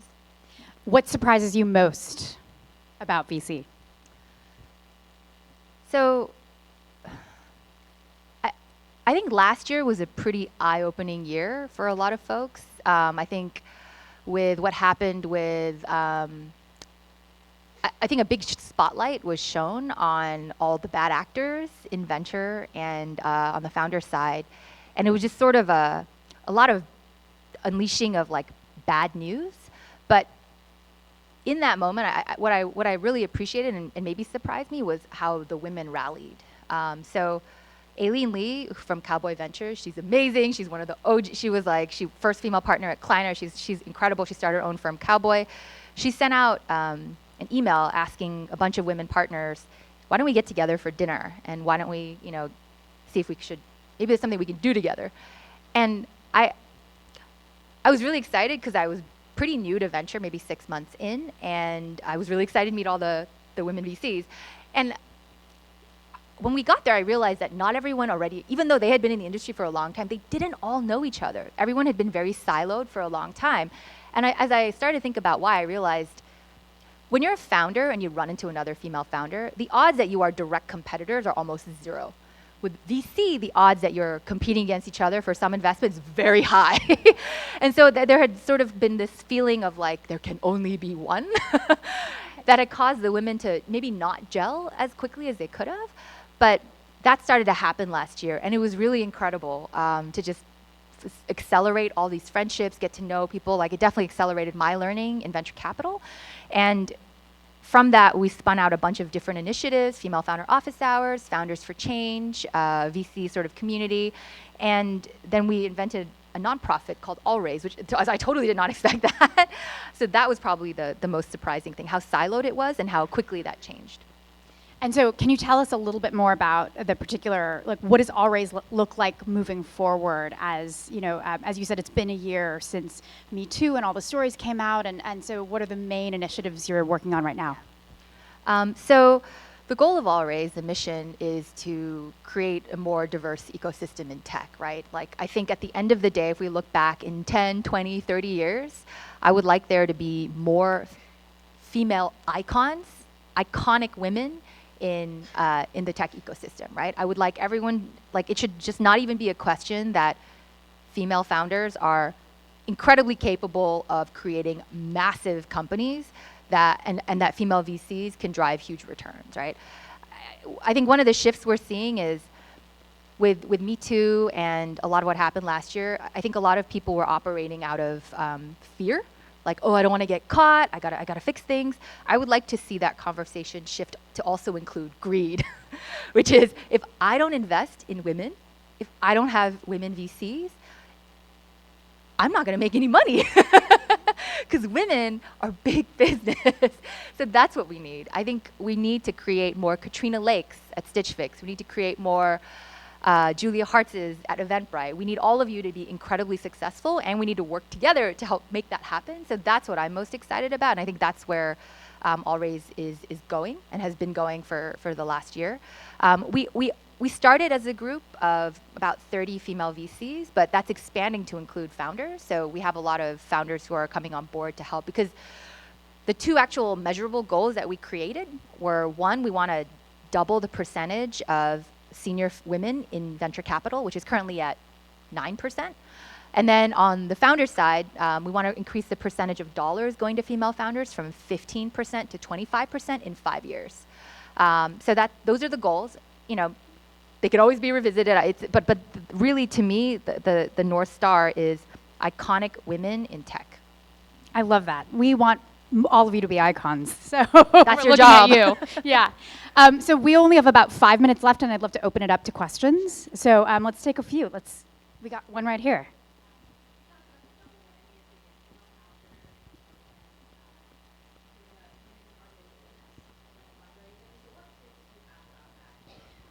So the question, and I'll repeat it, is Jess talked about the double whammy of being a woman and a female-focused startup. So what are the tips? Yeah. So I realized when I started to pitch that I used to try to rely on empathy. Like, here's the problem. You know, that moment when you open your closet and there's nothing to wear. And I realized that the male VCs were like, I have no idea what you're talking about. So don't rely on empathy, right? Like, necessarily. Like, what I started to do is I started to try to draw analogies. So what I did was I took a stack of September issues of Vogue, of Elle, of all the, the big 1,000-page issues, and we would throw them onto the table and say, these issues, that's $100 million of advertising dollars on paper. Imagine that on the internet. And then it clicked. So talking about the numbers and quantifying how large the market is and what you're trying to do, that made a really big difference. Next question, Sharon. Hi, I'm Danielle. I'm a designer. So do you have any advice on, because I currently have a few ideas. I don't know which one to proceed to execute. Do you have advice for non-technical founders like me? Yeah. Thank you. It's great to have multiple ideas. I would say that, as YC knows, you have to build something people want. So I would probably get out there and try to test those ideas as quickly as possible. I'm a big fan of something called fake door testing, which is essentially, like, imagine a mall and you want to know if it would be a good idea to build a candy store there. So instead of building a candy store and constructing it for a year, just put a door that says candy store and see if people try to walk into it. So I call it fake door testing. So you could, for example, create 3 landing pages and run Facebook ads and see which idea actually gets the most traction. You could go to Starbucks and sit there and like give people $5 gift cards in exchange for like them giving you feedback on the idea. But I would say the first thing to do is determine which of the ideas has the most legs and the one that you're most excited about. I have a question. Oh, question over there. Thanks, Kat. Hi, my name is Aaron. I work in the augmented and virtual reality space of immersive tech, esports, AI, and blockchain. Yes, I know it sounds buzzwordy, but all the things. In my space, it is very difficult. I'm currently releasing a book under O'Reilly Media in March. My co-editors are male. I strive to get as much of technical and creative contributors to be female. That's hard to get above 33%. Outside of building a fund and a startup that is stealth, and 2 nonprofits dedicated to diversity inclusion, focused on Filipinos in tech, AR, VR, and women in tech, I find it so difficult still because I think you working on a product for Polyvore being women-focused, I look at AR, VR, and I don't see that as a men's product. I don't see it as a women's product. I see it for everyone, but our numbers are not as high. I know Etsy has taken strides to like change the culture to have more women engineers. So I'm wondering, in terms of your backstory of Polyvore becoming a co-founder, which I can't remember, and I'm sorry if it was like all male, not male, how did you manage with other teams? Between co-editing my book and launching my app on Oculus that's also releasing in March, it is all male, and it is difficult. So I would like to hear your feedback on like, how do you change the ratio in culture if you are in a leadership position? So I think a lot of the literature out there, the articles that guide you talk a lot about what happens before people get there, so the recruiting pipeline, right? How to focus on getting women in. I think a lot of it that's not written about that's important is what it's like after you get there. Inside of the company, what's the culture like? Is it parent friendly, for example? Is it meritocratic? So I think focusing there, once you do that really, really well, then you start to see this virtuous feedback loop where the women there are really happy and they feel like, I've never been in a workplace like this before where I felt so equal and felt like I had flexibility and was totally trusted. And then they bring in, it just that attracts. I actually think that's the place to focus the most. A few things that, just some tips. I think it's very common at work for social circles to form, right? And for activities, like maybe you go out and some people go and have a movie night or maybe play golf together or like whatever it might be. It's totally normal to have social stuff, but I think you have to be very, very clear with your company that those social events are for socializing and not for let's chat about work and make decisions where some people are not included. And it happens sort of, like, I think most people don't mean to do it, right? It's just like, oh, we're together, why don't we just talk about that project? And they forget, like, oh, because we're playing golf, and that's actually mostly, it's more male than female, like, we actually left out the VP of product who's a woman. So just really make sure you talk about that at your company and make sure that people try to follow that rule. But don't discourage socializing. I mean, I think that's really important. So that's one small thing. The other is accountability, right? If you just have a culture of accountability, of self-reporting, then that sort of evens out some of the tendency for things to not be meritocratic, right? Clear metrics, clear reporting on the metrics, retrospective. So each team at Polyvore would send out sort of what's going well, what's not, what do we need to change, and who do we want to give kudos to? So you can see kudos, right? This is basically just agile process, but we had everyone at the company just do that on a regular cadence. The other thing it does is it makes you talk about what's going well and what's not going well. So that sort of creates the understanding that, of course, some things are not going well and it's okay, and we have to be honest about it and we have to talk about it. So I think that does multiple things, but it also makes things better and a more equal playing field. I would also say you just have to be authentically you as a female leader. That was one of the hardest things for me, was to figure out how do I want to be a leader? And do I like not be feminine in the classically, or do I try to be masculine? I tried copying so many different styles of leadership, and it just didn't feel right until I finally said, okay, I am who I am, and let me just try that. And I was able to figure out what my strengths were, and then play those up and lean into that. And then for everything that I wasn't good at, hire around to manage my weaknesses. And then just realize that I thought I wasn't a natural leader because I didn't see role models that behave like me. But really, the duty is for me to be that and to be authentically me so that other women can see that. The next generation's like, oh, that's a female prototype of a leader. So I would say it's like, it's hard. It's the burden of our generation to have to do that, but you just have to do that. Yeah. Thank you so much.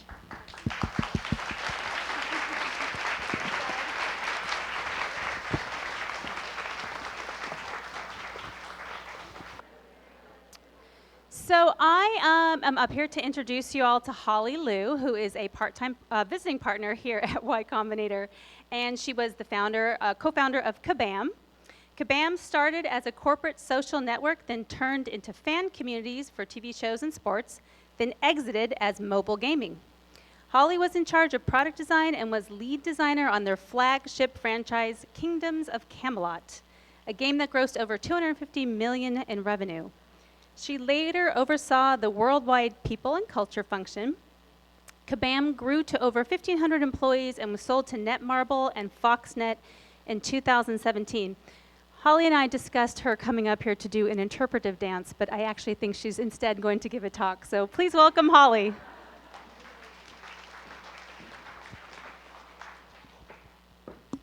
Hi, everybody. Welcome. Thank you for those tuning in and those here. And thank you, Carolyn, for that great intro. No interpretive dance. Sorry, guys. It would probably just be me in a ball curled up. But I'm so excited to be in a room full of female founders here at YC. I really wish you guys were around and YC were around when we started our journey, because I'm pretty sure the name of our talk would be incredibly different. Basically, I would have been able to learn from all of you in the room and all of the YC company failures, and maybe the talk would have been something about like 3 steps to $1 billion company. Instead, we decided to make our own failures along the way. As Carolyn mentioned, we started as a corporate social networking company and exited as a mobile gaming company, and basically made 3 startups along the way. So I wanted to share with you our story, as well as some things I wish I would have known before we started, but we were just too far in. I just want to tell you a little bit about me. I'm the daughter of 2 very loving Chinese immigrant parents. This is me sitting very unladylike. My father used to tell me growing up that it's easier to go from Harvard to McDonald's than from McDonald's to Harvard. And for those of you who don't understand Chinese dad speak, the translation is basically shoot for the moon, and even if you miss, you'll land among the stars. Well, I did not go to Harvard. I didn't end up at McDonald's. Instead, I landed among the stars with some accountants as an internal auditor. I think my grade at this point probably would have been a solid C, and you and I both know that's really an Asian F-. And worst of all is, this is what I felt on the inside. Not like a man, but just really trapped. Yeah, I'm really sorry. They didn't have any other pictures. They didn't have any pictures of Asians, but this is really how I felt, just completely trapped in an accounting company. I felt like a square peg in a round hole. Because up until then, my mental story of success had to do with this, helicopter parents. So growing up, this is the 80s, 90s term for tiger parents or tiger moms. So basically what helicopter parents were, which were my parents, is they would make sure that the child had everything that they needed, like eating and sleeping, are you eating your vitamins, so that you could do well in school, so that you could get good grades, so that you could go to a good college, and then hopefully find a good job. And in my case, find a good husband so that we could get married and have kids who could do well in school, so they could get good grades, go to college. And you could see it was the circle of life for me and what the mental model of what success looked like. But unfortunately, this circle of life definitely started feeling like a conveyor belt of life. It really felt like life was happening to me rather than me making life happen. And if you're really feeling like life is happening to you, you should really question whether or not you're doing what you're supposed to be doing. You might, if you're feeling like you're on the conveyor belt of life, it could be because you're not living what you're supposed to be living. So after 18 months, instead of having life happen to me, I needed to make life happen for me. So what I did is I decided to quit my job and go back to what I knew, which was school. I knew how to take Blue Book exams and Scantron tests. And I ended up getting into a graduate program at UC Berkeley in Information Management and Systems, and that led me to the Bay Area, and I have never turned back. I'm so, so grateful for coming here, because here I've been exposed to the creative people that have built the technology, as well as seeing how technology can not only change us as people, but really the world. So let's fast forward to 2006. It's 7 years after the dot-com bust, excuse me. 5 years from the 9/11 and 2 years before the financial crisis. At this time, the web had already gone through an evolution. It had evolved so much that we had this thing called Web 2.0. That was a huge thing in 2006. On top, that meant like bloggers could publish at any time. There were places where anybody could be a publisher. YouTube was taking it by storm. And in fact, this was the year that YouTube had sold to Google for over $1 billion. And that's when we said, hey, this really might make a lot of sense. If Steve and Chad could do this, maybe we could do this too. We didn't realize how naive we were. So these are my co-founders. We decided to quit our Silicon Valley jobs and decide to start a company. We had no idea what we were doing. As I mentioned, YC wasn't really on the West Coast at that time. So we had to raise some money in terms of very traditional type of seed money, where we had to knock on doors up and down Sand Hill Road. We only got one yes, and honestly, I think it was a pity yes, because it was my old co-founder's boss. He had worked at a VC company, and Maha, who was working at Canaan, decided to put $500K in us with no product, and really, we didn't know what we were doing. Our product was, though, thinking that everything was going to be democratized. We're like, we know exactly the next place this is going. We're seeing this on video. We're seeing this in publishing. The workplace really needs this. Employees are really going to want to tell what their bosses exactly what they want to think. They're going to be super transparent about it. And you know what? Bosses want to know everything that employees want to know. We're going to democratize the workplace. Don't forget that about a year before that, somebody was fired from Google for blogging. But nevertheless, we persisted. We persisted for 7 months. For 7 months, after 3 product iterations and a ton of spamming, as well as cold calling and begging our friends and family to use our product, only about 1,400 users had just signed up. We don't even want to talk about active users. I don't even know if like my mom even signed up. So basically, we had ignored the first rule, which was make something that people want. This was something that we were like, hey, we raised some money. Of course people want that. Of course, this is good. This is great, right? Like, we can do this. No, nobody came. So we got into a room, and we sat there, and we said, okay, maybe we should just return the money that we have left and find Silicon Valley jobs. Later, I found out from Maha, our investor, she said it wasn't even worth taking the money back. It was so little, it wasn't even worth the tax paper write-up for the write-off. So we continue to sit there and think, like, well, what makes sense? And about the same time, we were very lucky. This thing called Facebook released a developer platform. And I remember when we were talking, we spoke to Maha about, you know, maybe there's this thing, like Facebook's growing and they're doing this new thing where anybody can now develop and maybe build something there. And she kind of looked at us really funny, and she's like, you guys have no users on your platform. You guys should go to where the users are. And that's exactly what we did. And that's the one thing we learned, is that if you can't make the users come to you, then you should go to where the users are. For us, this was incredibly important as Kabam, because this became almost very ingrained into the very foundation of how we think about even games that we release, any other future company that we built at Kabam. You'll see it was very market-driven.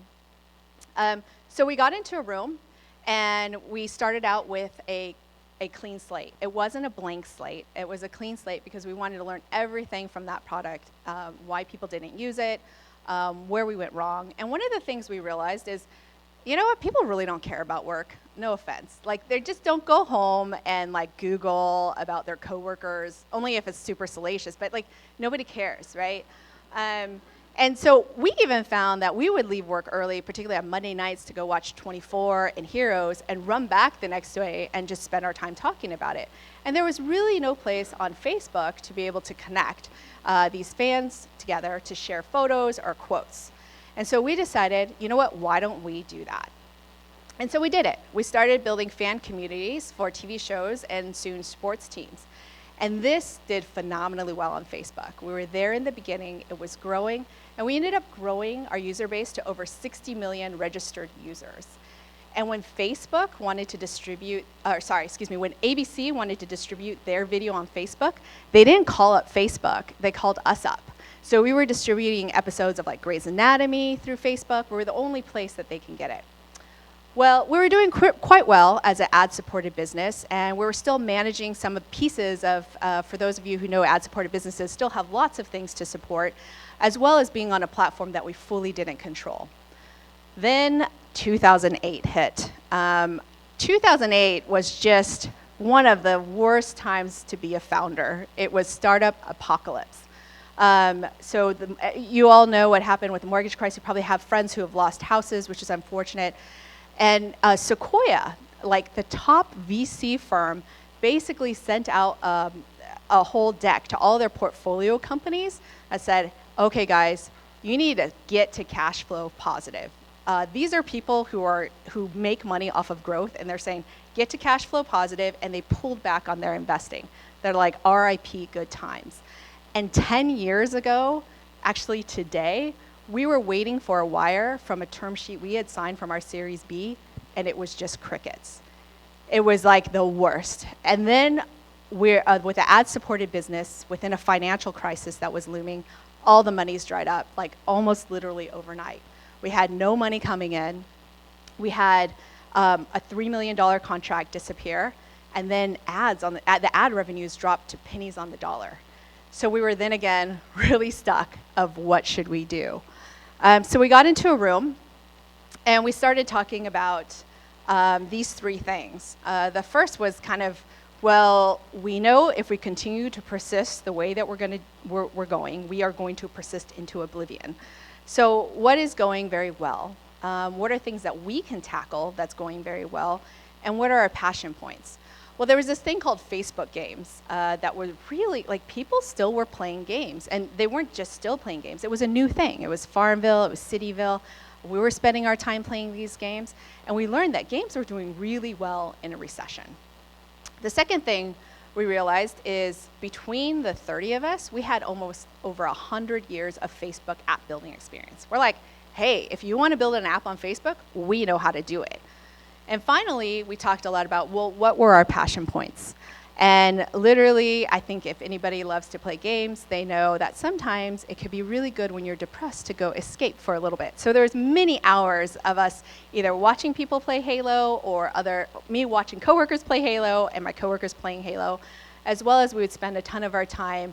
In fact, we had 2 Christmas parties where we just stayed in the office and played Settlers of Catan. Those were just the hot games at that time. So for some reason, we were like, I think we can do this. So we took 2 engineers that really loved games and said, you know what, we don't want to build what's currently out there. We want to build something that is more engaging and something that doesn't quite exist on Facebook. So we came up with Kingdoms of Camelot. This was one of our first iterations of our game. We chose Camelot because it was public domain. That means you don't have to pay for the IP. And it was extremely accessible. Many people understood what Camelot was. And we didn't really have a lot of money, so we had art students come in and help us do the art. And then when we decided to try to test it and user test it, we decided to ask our friends and family. So usually you're a little careful when you ask your friends and family because you're like, maybe they're just gonna be too nice and they're not gonna really tell me what they're thinking.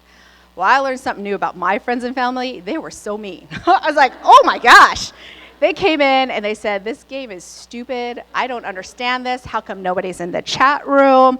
I don't know why you have to click on this? Where do I click for resources? For those who are unfamiliar with strategy-based games or empire-building games, basically it's a bit more of a 3-step process. You have to spend your time like farming for some wood and farming for food, and then you grow that, and then you can use those resources to build your kingdom and get your buildings to a certain level, and then you can raise an army, and then you go out and attack. And that's really what happens. And it's a pretty complex game in some ways in terms of that it's pretty long, and you spend a lot of time building treaties and alliances.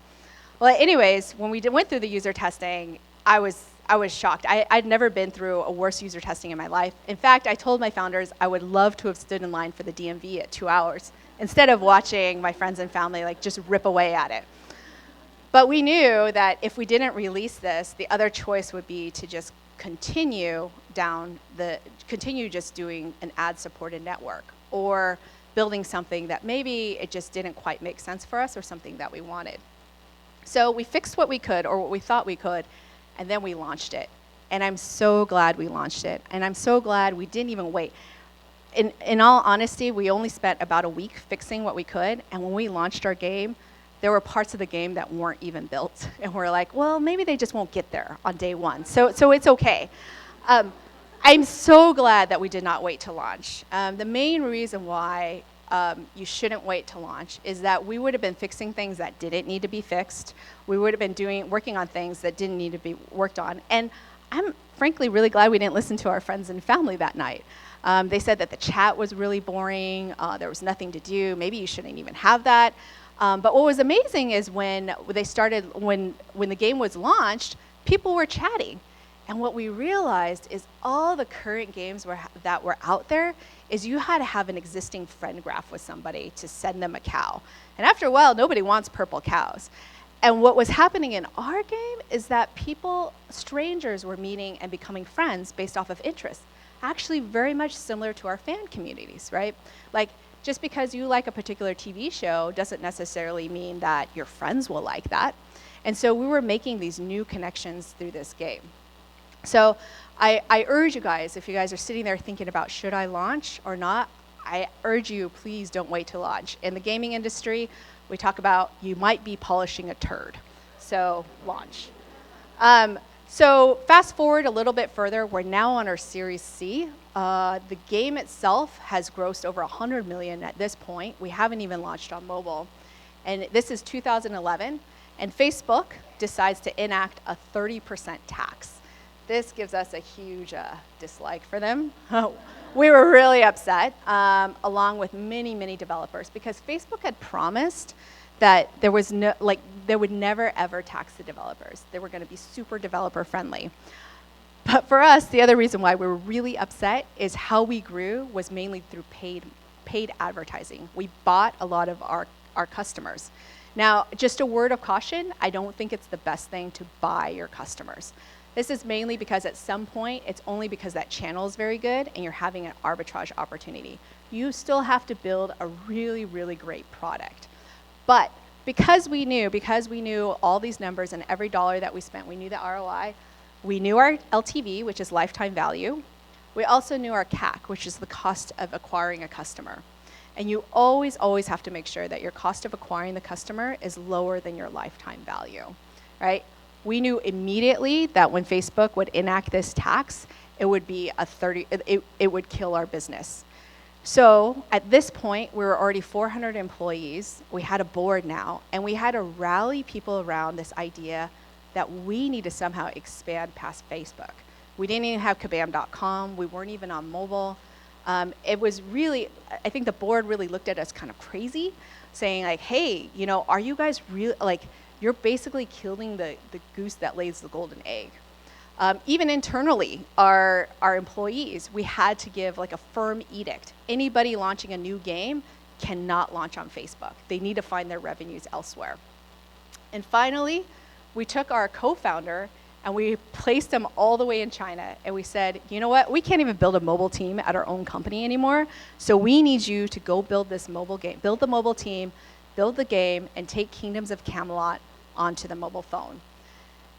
And what we did is we did just that. We took it onto the mobile phone, and that very next year when we launched, it became the top grossing app in 2012. So this beat out Facebook, Pandora, any others. And it really, really was the first time for in the gaming industry, an in-app purchase reached to such great heights. So every game thereafter now launches with in-app purchases. Premium, there's still some premium games, but it's just not as big. All the big gaming companies do this. And so this really set our trail off onto being into mobile. Now, we had a lot of failures as a mobile gaming company. A lot of changes happened along the way, but this is really what got us there in terms of some of the failures. Now, what I wish I knew at this time was I wish that I knew, or more so believed, that instead of having life happen to you, you should make life happen for you. There's really nobody else that's going to live your life for you but yourself. And the mental story that you tell yourself is actually not only the most important story, but the most persuasive story. The mental story I would tell myself as a founder all the way to exit was that I was incompetent. Eventually, I wasn't the right person, and that all led to I didn't belong here. But I'm here to tell you that you are the right person. As a founder, you know the vision of the company, you know where it's going. And I'll let you in on a little secret. Everybody's incompetent. There's nobody that is the right person.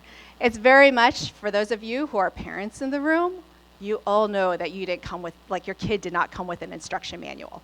And for those who don't have kids with, your parents are incompetent. This is why there's so many problems. But they're your parents, and you're the right person. So for all of you who are starting a company, who is a founder, you are the right person to be running and building this company. It's your dream. You should just do it. And where you are right now should not and does not dictate where you go. So 10 years ago today, a wire did not come into our bank account, nothing. We lost $3 million contracts, and ad impressions were dropping to pennies on the dollar. And last year, we sold for over $1 billion. That's... So, just know how shitty and how bad everything can look. That doesn't have to be your future. Because remember, you can always have failure without success, but you cannot have success without failure. And I hope to see you all on your $1 billion, 11-year overnight success. Thank you. I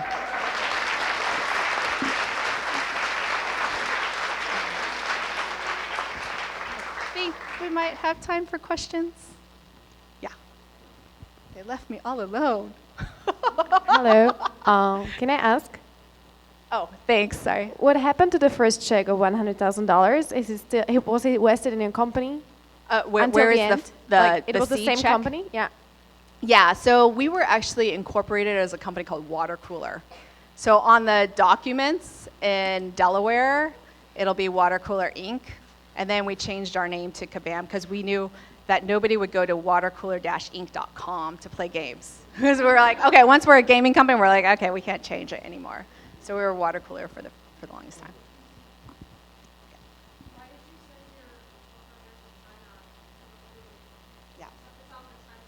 No, that makes sense. Yeah.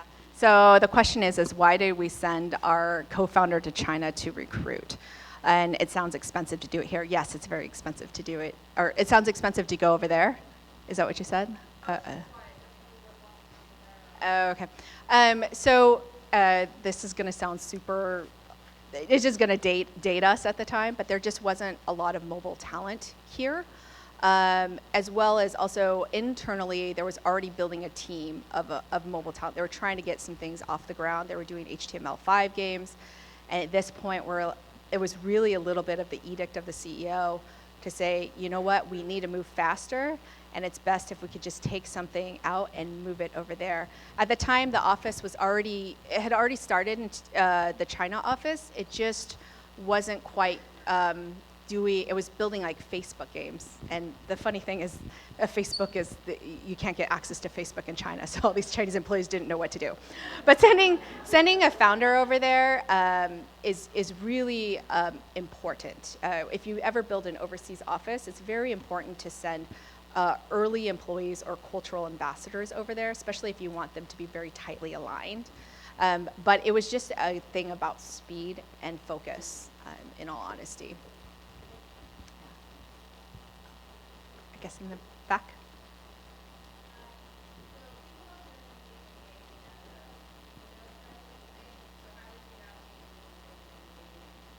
Yeah, so the question was, people don't normally think about gaming as a female-oriented space, so how did I navigate being a woman in the gaming world? So I have a lot of thoughts on this.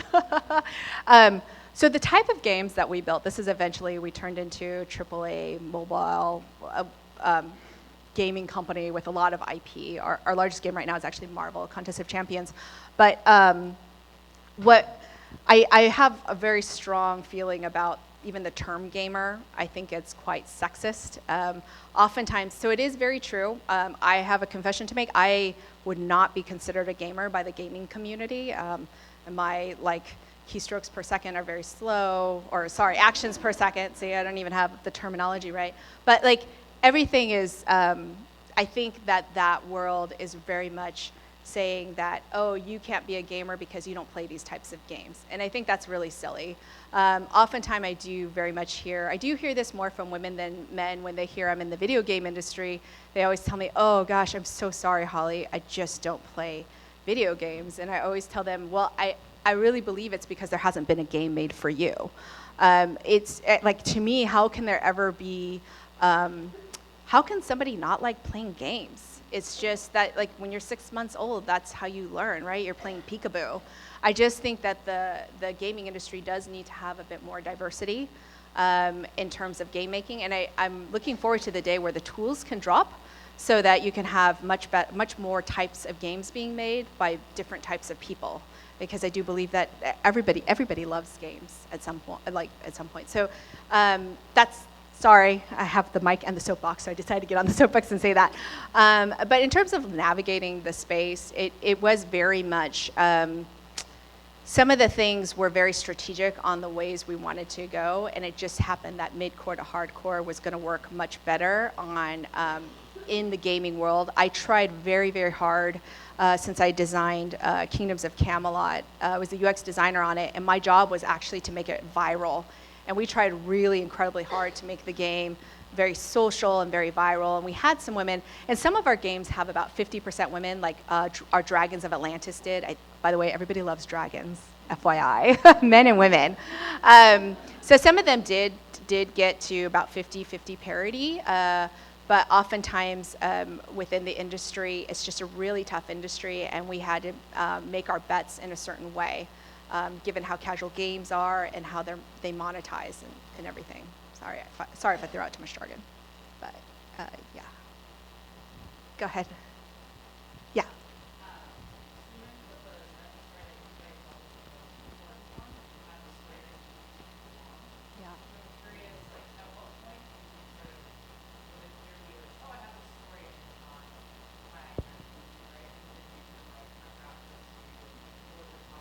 Way too late.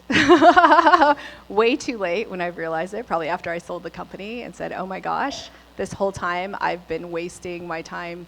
There were so many things that I could have pushed forward within the company that I probably didn't do as much, mainly because I was like, well, maybe I don't belong here, or this just isn't really me. So I think it was just a bit too late. And if I were to be truly honest, still learning that that's just this old tape in my head. And I realized how much it was guiding my actions during that time.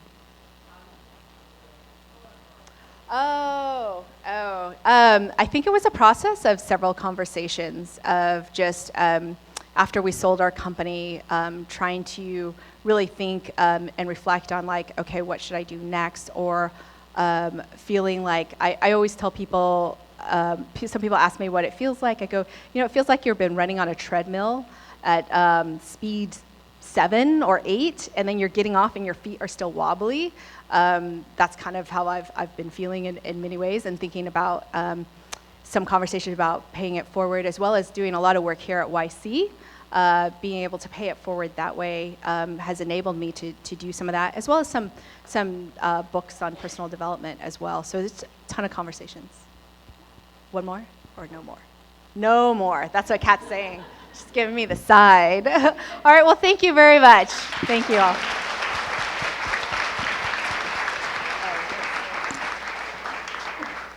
All right, so we are going to do on-stage office hours. Yeah, we'll just each take a couch. Yeah. Okay.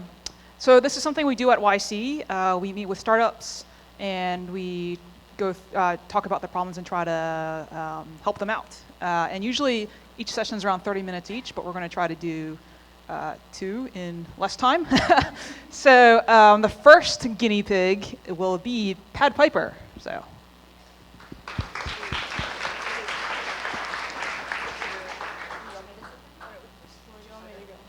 Okay, we're good. Fine. We're good. You got it. Hi. Hi. Sorry, I didn't shake your hand. I'm a bad customer. Adora? Courtney. Holly. Hi, nice to meet you. Cool. So what are you working on? Before I say that, I do want to say I have 2 other co-founders, and they're great, but they're not here because they're guys. But Pad Piper is an online housing marketplace that helps interns find furnished, affordable monthly rentals. So through Pad Piper, landlords come to the site, they list and manage their rentals, and students browse, book, pay for, and leave reviews of those rentals. So we had worked on this for 2 years, part-time, and built this C2C marketplace that students loved. Over 2,000 students, signed up through word of mouth, which was kind of incredible for having, a very full daytime job. And then this July, we decided to also quit our Silicon Valley jobs and go full-time, which was awesome. And so with that, we are focusing on a B2B program actually called Pad Piper for Employers. And this directly integrates with our marketplace to allow premium services through the marketplace. And this includes things like taking companies' interns and matching them with housing and roommates that are suited for their interests. So can you talk about your numbers? Like how many matches are you doing in the marketplace per month right now? Sure. So we just had a paid pilot this fall, which we did not expect, but was challenging and exciting. And with that, we matched 20 interns. How are you paid? Per intern. How much money per intern? Like what's your take rate? Sure. So I'll say between $300 and $600, depending on the company. I see. Oh, per intern? Per intern, yeah. How many interns can you match in a year? Like how big is the market, I guess, for this? So we're focused in the Bay Area right now, which has about 30,000 interns coming every year. So when you hear the word interns, you do think of just summer interns, but lots of schools now have internship programs or work integrated learning programs that are year-round. How is this different from employers finding like corporate housing for their short-term employees? Like why are they coming to Pad Piper? That is a great question. So right now it really is the internship focus side of things. So one of their biggest things right now is that they don't fit into their corporate housing, nor do they really, in terms of the services that they're offering, nor do they really want to put them in corporate housing.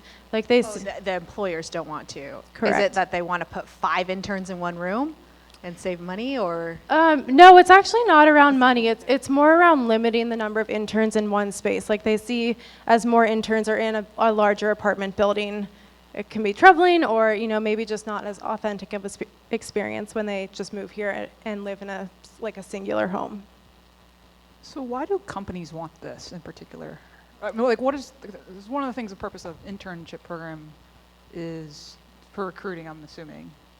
So yeah, but they don't spend as much time or money on interns, obviously, as the rest of the employees. So why this versus, say, corporate housing? Right, so right now, again, it doesn't really fit into their full-time life. So at some point, we would like to expand beyond interns, but right now we're focusing on that market and capturing that. It really is a lot of university recruiters at these companies are spending 60 to 80 hours helping these interns because they don't fit into their systems. So they're literally just sending them links, sending them Craigslist links, and it's just really inefficient. I guess I don't understand when you say like fit into our systems, because there's definitely a lot of corporate housing that already exists. Like what does that mean? Like I could just send them the link to my point person at corporate housing. Yeah, I think it's one, they don't always have corporate housing, but secondly, because those corporate housing is typically for a longer period of time. So it's harder to fit in, let's say, 50 to 75 interns for 4 months, and it has to end on this date. And then that leaves a big vacancy in that corporate housing too. And then when you're matching, are you doing one at a time, or can the intern just kind of sign up and just like, okay, here's the link, and it looks a little like Airbnb, I guess. Exactly, yeah. So the employer inputs the interns all their information, and from that it automatically triggers an email that's sent to the student that says, hey, your employer is paying for this service, go ahead and sign up. And once they sign up, they fill out a survey, they tell us their interests, if they sleep in or stay up late, things like that, and then we automatically match them with housing that's specific. So maybe they like partying, or maybe they like a really quiet place. So we'll match them in the neighborhood along with the roommates who also fit their needs. What is the match exactly? Are these apartments that are Airbnb already? Are they? Yeah. What's the quality level like? So they're Pad Piper specific. So they're owned by singular landlords versus property management. So it's not like something like Zeus or Bungalow where they're designed by us, but they're people's homes. They're pretty nice. Most of them are private bedrooms versus 2 to 3 people in a bedroom. Oh, so you have exclusive access to this. Oh, interesting. How many rooms do you have access to? So right now we have about 250 beds just in San Francisco. And are these people, they decide not to go onto Zeus, like the landlords that are, or the owners? Yeah, why do they want interns? This is available space. So it's funny that you asked that. I mean, that took a ton of initial research to kind of determine that, but it really is because the interns are coming to these companies. Like if you can get a job at Google or Facebook, oh, it's filtered. You have some means of responsibility, and you're going to pay your rent on time. And usually the companies are also paying the rent for you. So that rent is kind of guaranteed to the landlords. Okay, can we go back, because maybe I forgot already, the size of market question. How many, and I think it may be really big, is how many homes do you think you can, or sorry, how many beds do you think you can match in the summer? And if you did all of US? So it'd be beyond the summer, but the total market for interns year round is 12 million just in the US. 12 million number of interns. Mm-hmm. Okay. And then your take is $300 per intern, $600. Mm-hmm. Okay. That's a pretty big market just for interns. Yeah, there's actually 42 million worldwide too, which obviously we'd like to expand to eventually, but not quite yet. But I think the really awesome thing here is the supply side that wants to work exclusively with you. Totally, and I think that's the challenge too, is that, well, the supply and the demand is definitely tough because there are so many students that it's tough to kind of balance that and getting the right number of landlords as well. Yeah. What's your biggest obstacle right now? Probably getting landlords on board. So I think there's sort of this, all landlords have a very set process of doing things, especially landlords that own, 1 to 15 properties, who are the ones we're targeting. And so they're kind of unwilling to try new things. But once they do try Pad Piper, they absolutely love it. But it's overcoming that initial hump of trying a new service and making sure that it seems trustworthy to them. Where are they renting out to during the other times, like when it's not summer? So again, it's the internships or cooperative education are year-round, so they actually don't have any vacancies. So are most of your landlords non-Airbnb homeowners and like apartment buildings where people are at? Are those your kind of landlords? They're similar to Airbnb-like homes. Homes. Oh, okay. Sorry, where did you find the 250 homes today? How'd you find them? Really through word of mouth, which was great. But yeah, in the initial days, it had just kind of spread, and especially student referrals too. If a student lived there and then someone's coming in the next term, they just pass off the link and say, this place was great and you should stay there. Got it. So if I'm understanding this correctly, are you constrained by supply right now? Mm-hmm. And you're focused on the Bay Area? Mm-hmm. Anybody in the audience have a home? You earn $600 a month. Look at that. I found you 6 people right there in the audience. 7, okay.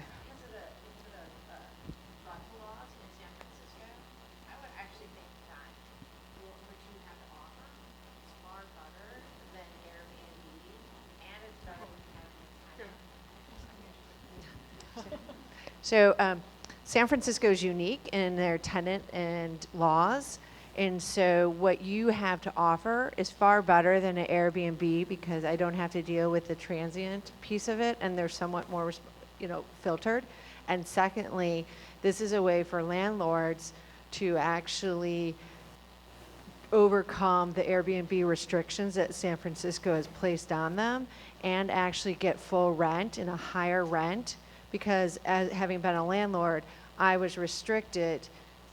I didn't rent out my place for years because I didn't want people in there, because you cannot get them out.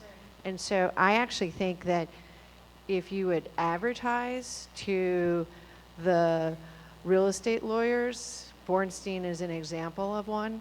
There's 3 or 4 top ones in San Francisco. You would have people running to your door. Have you tried that? No, but I will tonight. Yeah, that'd be great. Thanks. Okay, we have a couple more minutes. So it sounds like you have a supply side problem. There's options. It does sound like you just need to talk to more people, because once it's like I can get like someone highly filtered to rent home. Lots of people have space. And they don't want to maybe even do the Airbnb thing because they have to go through that whole process. But you have like a highly controlled process. Right. So you just need to create that top of funnel. And I think too, with the employer program, we did a ton of initial research and user testing. Like that's actually how we got our paid pilot, is that we would just user test a prototype that was by no means developed, and they were like, oh, can we do that this fall? We're like, sure, definitely. It's totally built. Oh, and the employees at Facebook could be your supply too as well. Right. I mean, Yeah. There's just Totally. so much access to so many people with homes. That's true. I mean, do they ever end up, is it like, when they had a student abroad and then they live into your house, like, is that where it's turning out to be, where they host, I guess the employees host the interns? It totally could be that. I mean, yeah, the landlord could live in the same space, they could live in another space, but yeah, either works. It's a really great idea. Good luck, and I think we're out of time. Thanks. Thank you.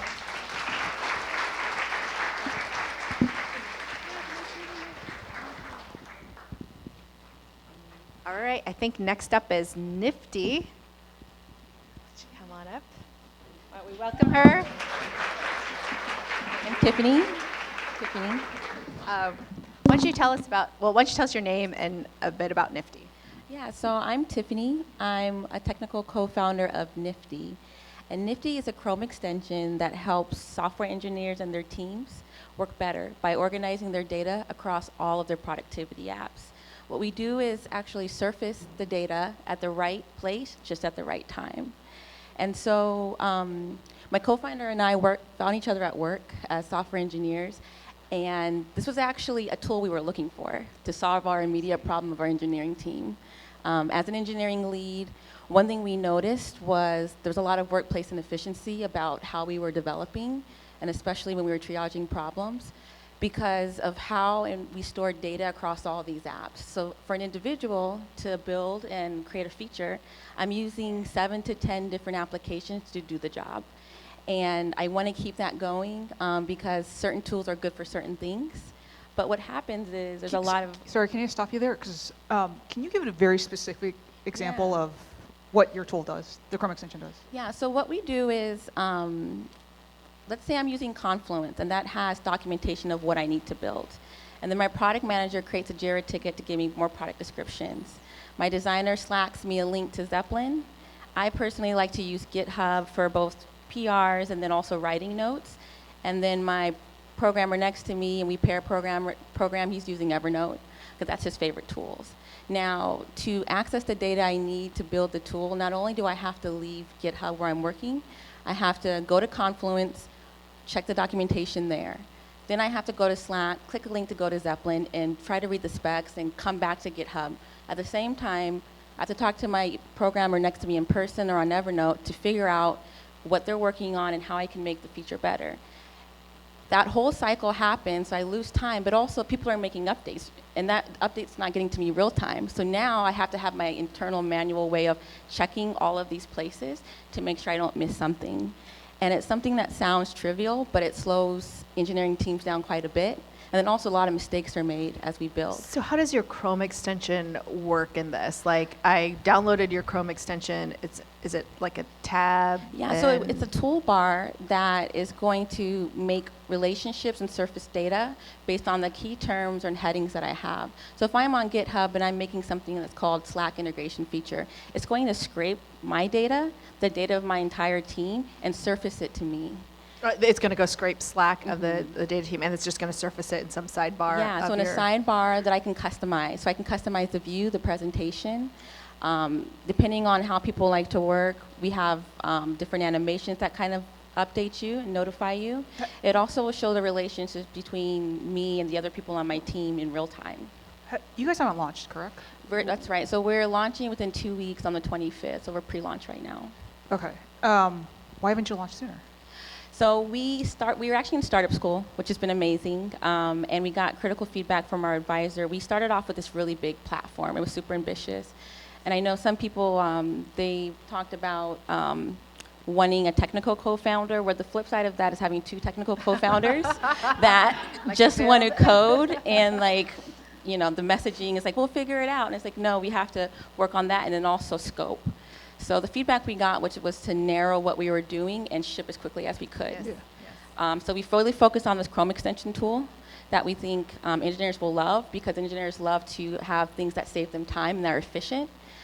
So that's our plan now. Okay, and so the tool that you're going to launch with is going to have what feature in it? So it'll have the feature to both navigate between all of your tabs within Chrome and receive updates and data integration with the rest of your team. Okay. Just like alerts? Yes. Okay, alerts and easy navigation. Right. How much time do you think engineers waste doing all of this stuff? I imagine a lot, but what percentage do you imagine? We think conservatively it's 15 to 20%. Wow. It could be higher, and that's from our team and personal experience, and then like engineers we've talked to in the community. It could be quite a bit. And so there's wasted time as far as like going to different destinations, but there's also the context switching, which is a lot of research around the fact that like I'm working on something and now I've left and I've looked at 5 different places. It's kind of stopped my workflow, and I'm also kind of struggling to get back into programming mode at that point. So what you're saying, at companies, 20% of every engineer's time is wasted on not coding, on useless tasks, essentially, that can be solved through the tool. Right. I mean, it's kind of like saying 1 out of 5 engineers is doing nothing. Right. So right. I mean, and then trying to create a sales pitch here. Right. Right.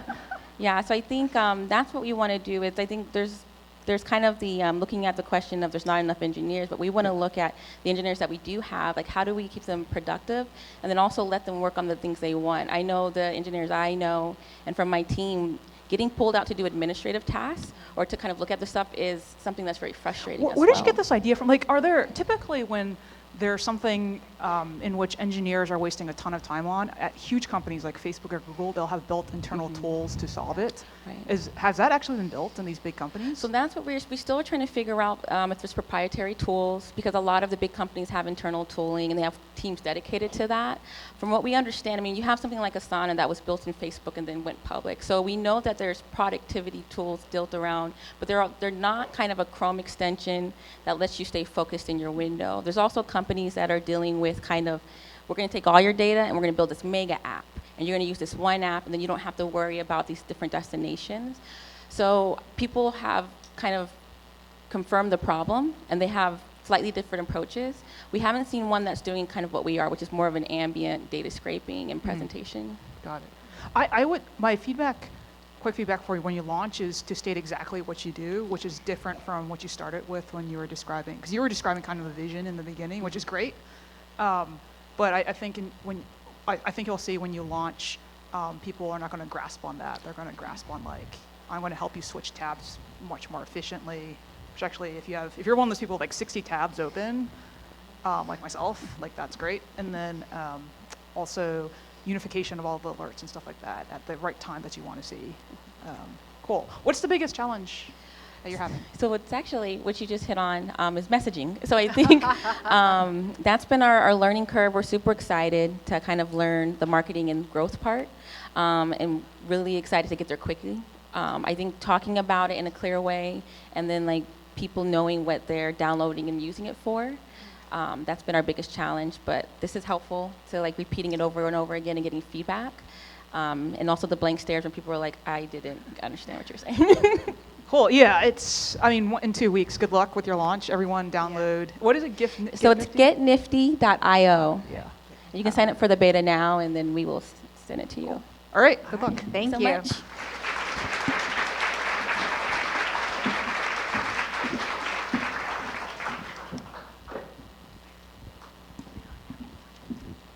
I wanted to thank the two founders that came up here from Nifty and Pad Piper. They were both from the audience, so thank you to you both. And I wanted to thank you guys all for spending a Saturday here with us. It's been awesome to meet you all, and we have a reception across the street starting now, and so we hope to spend the next, couple hours with you as well, and you have an opportunity to get to know more founders like the ones that you saw on stage today. And so a few quick thank yous, and one thing actually first is we have a bunch of deals that are available to everyone who is here today. We'll be sending out an email with all of that information, but we have AWS, Google Cloud, DigitalOcean credits that are available to you. Clerky and Stripe Atlas also have deals. So keep an eye out for our email. Thank you to the YC team who put this all together, especially Dom, who heads up events. We have Adele in the back, who's been running all the slides. We have Sharon, and then all the women who are up here on stage, all the partners, we will all be across the street, so please come say hi to all of us. And we'd love to stay in touch with you. And so we're all, if you haven't heard of it yet, there's Leap. It's an online community where women can talk about whatever they want, women in tech. There's a lot of founders, there's a lot of engineers. It's really cool to see. I think there's a bunch. How many of you are already on Leap? Oh, awesome. Okay, and so for the rest of you, it's leap.ycombinator.com. Come, meet us online there. And so one last thing is that there are bathrooms across the street. There's like the additional restrooms set up in the parking lot, and there's some outside as well. So we will see you across the street at the cocktail hour. Nice to meet you all, and thank you so much for spending this afternoon with us.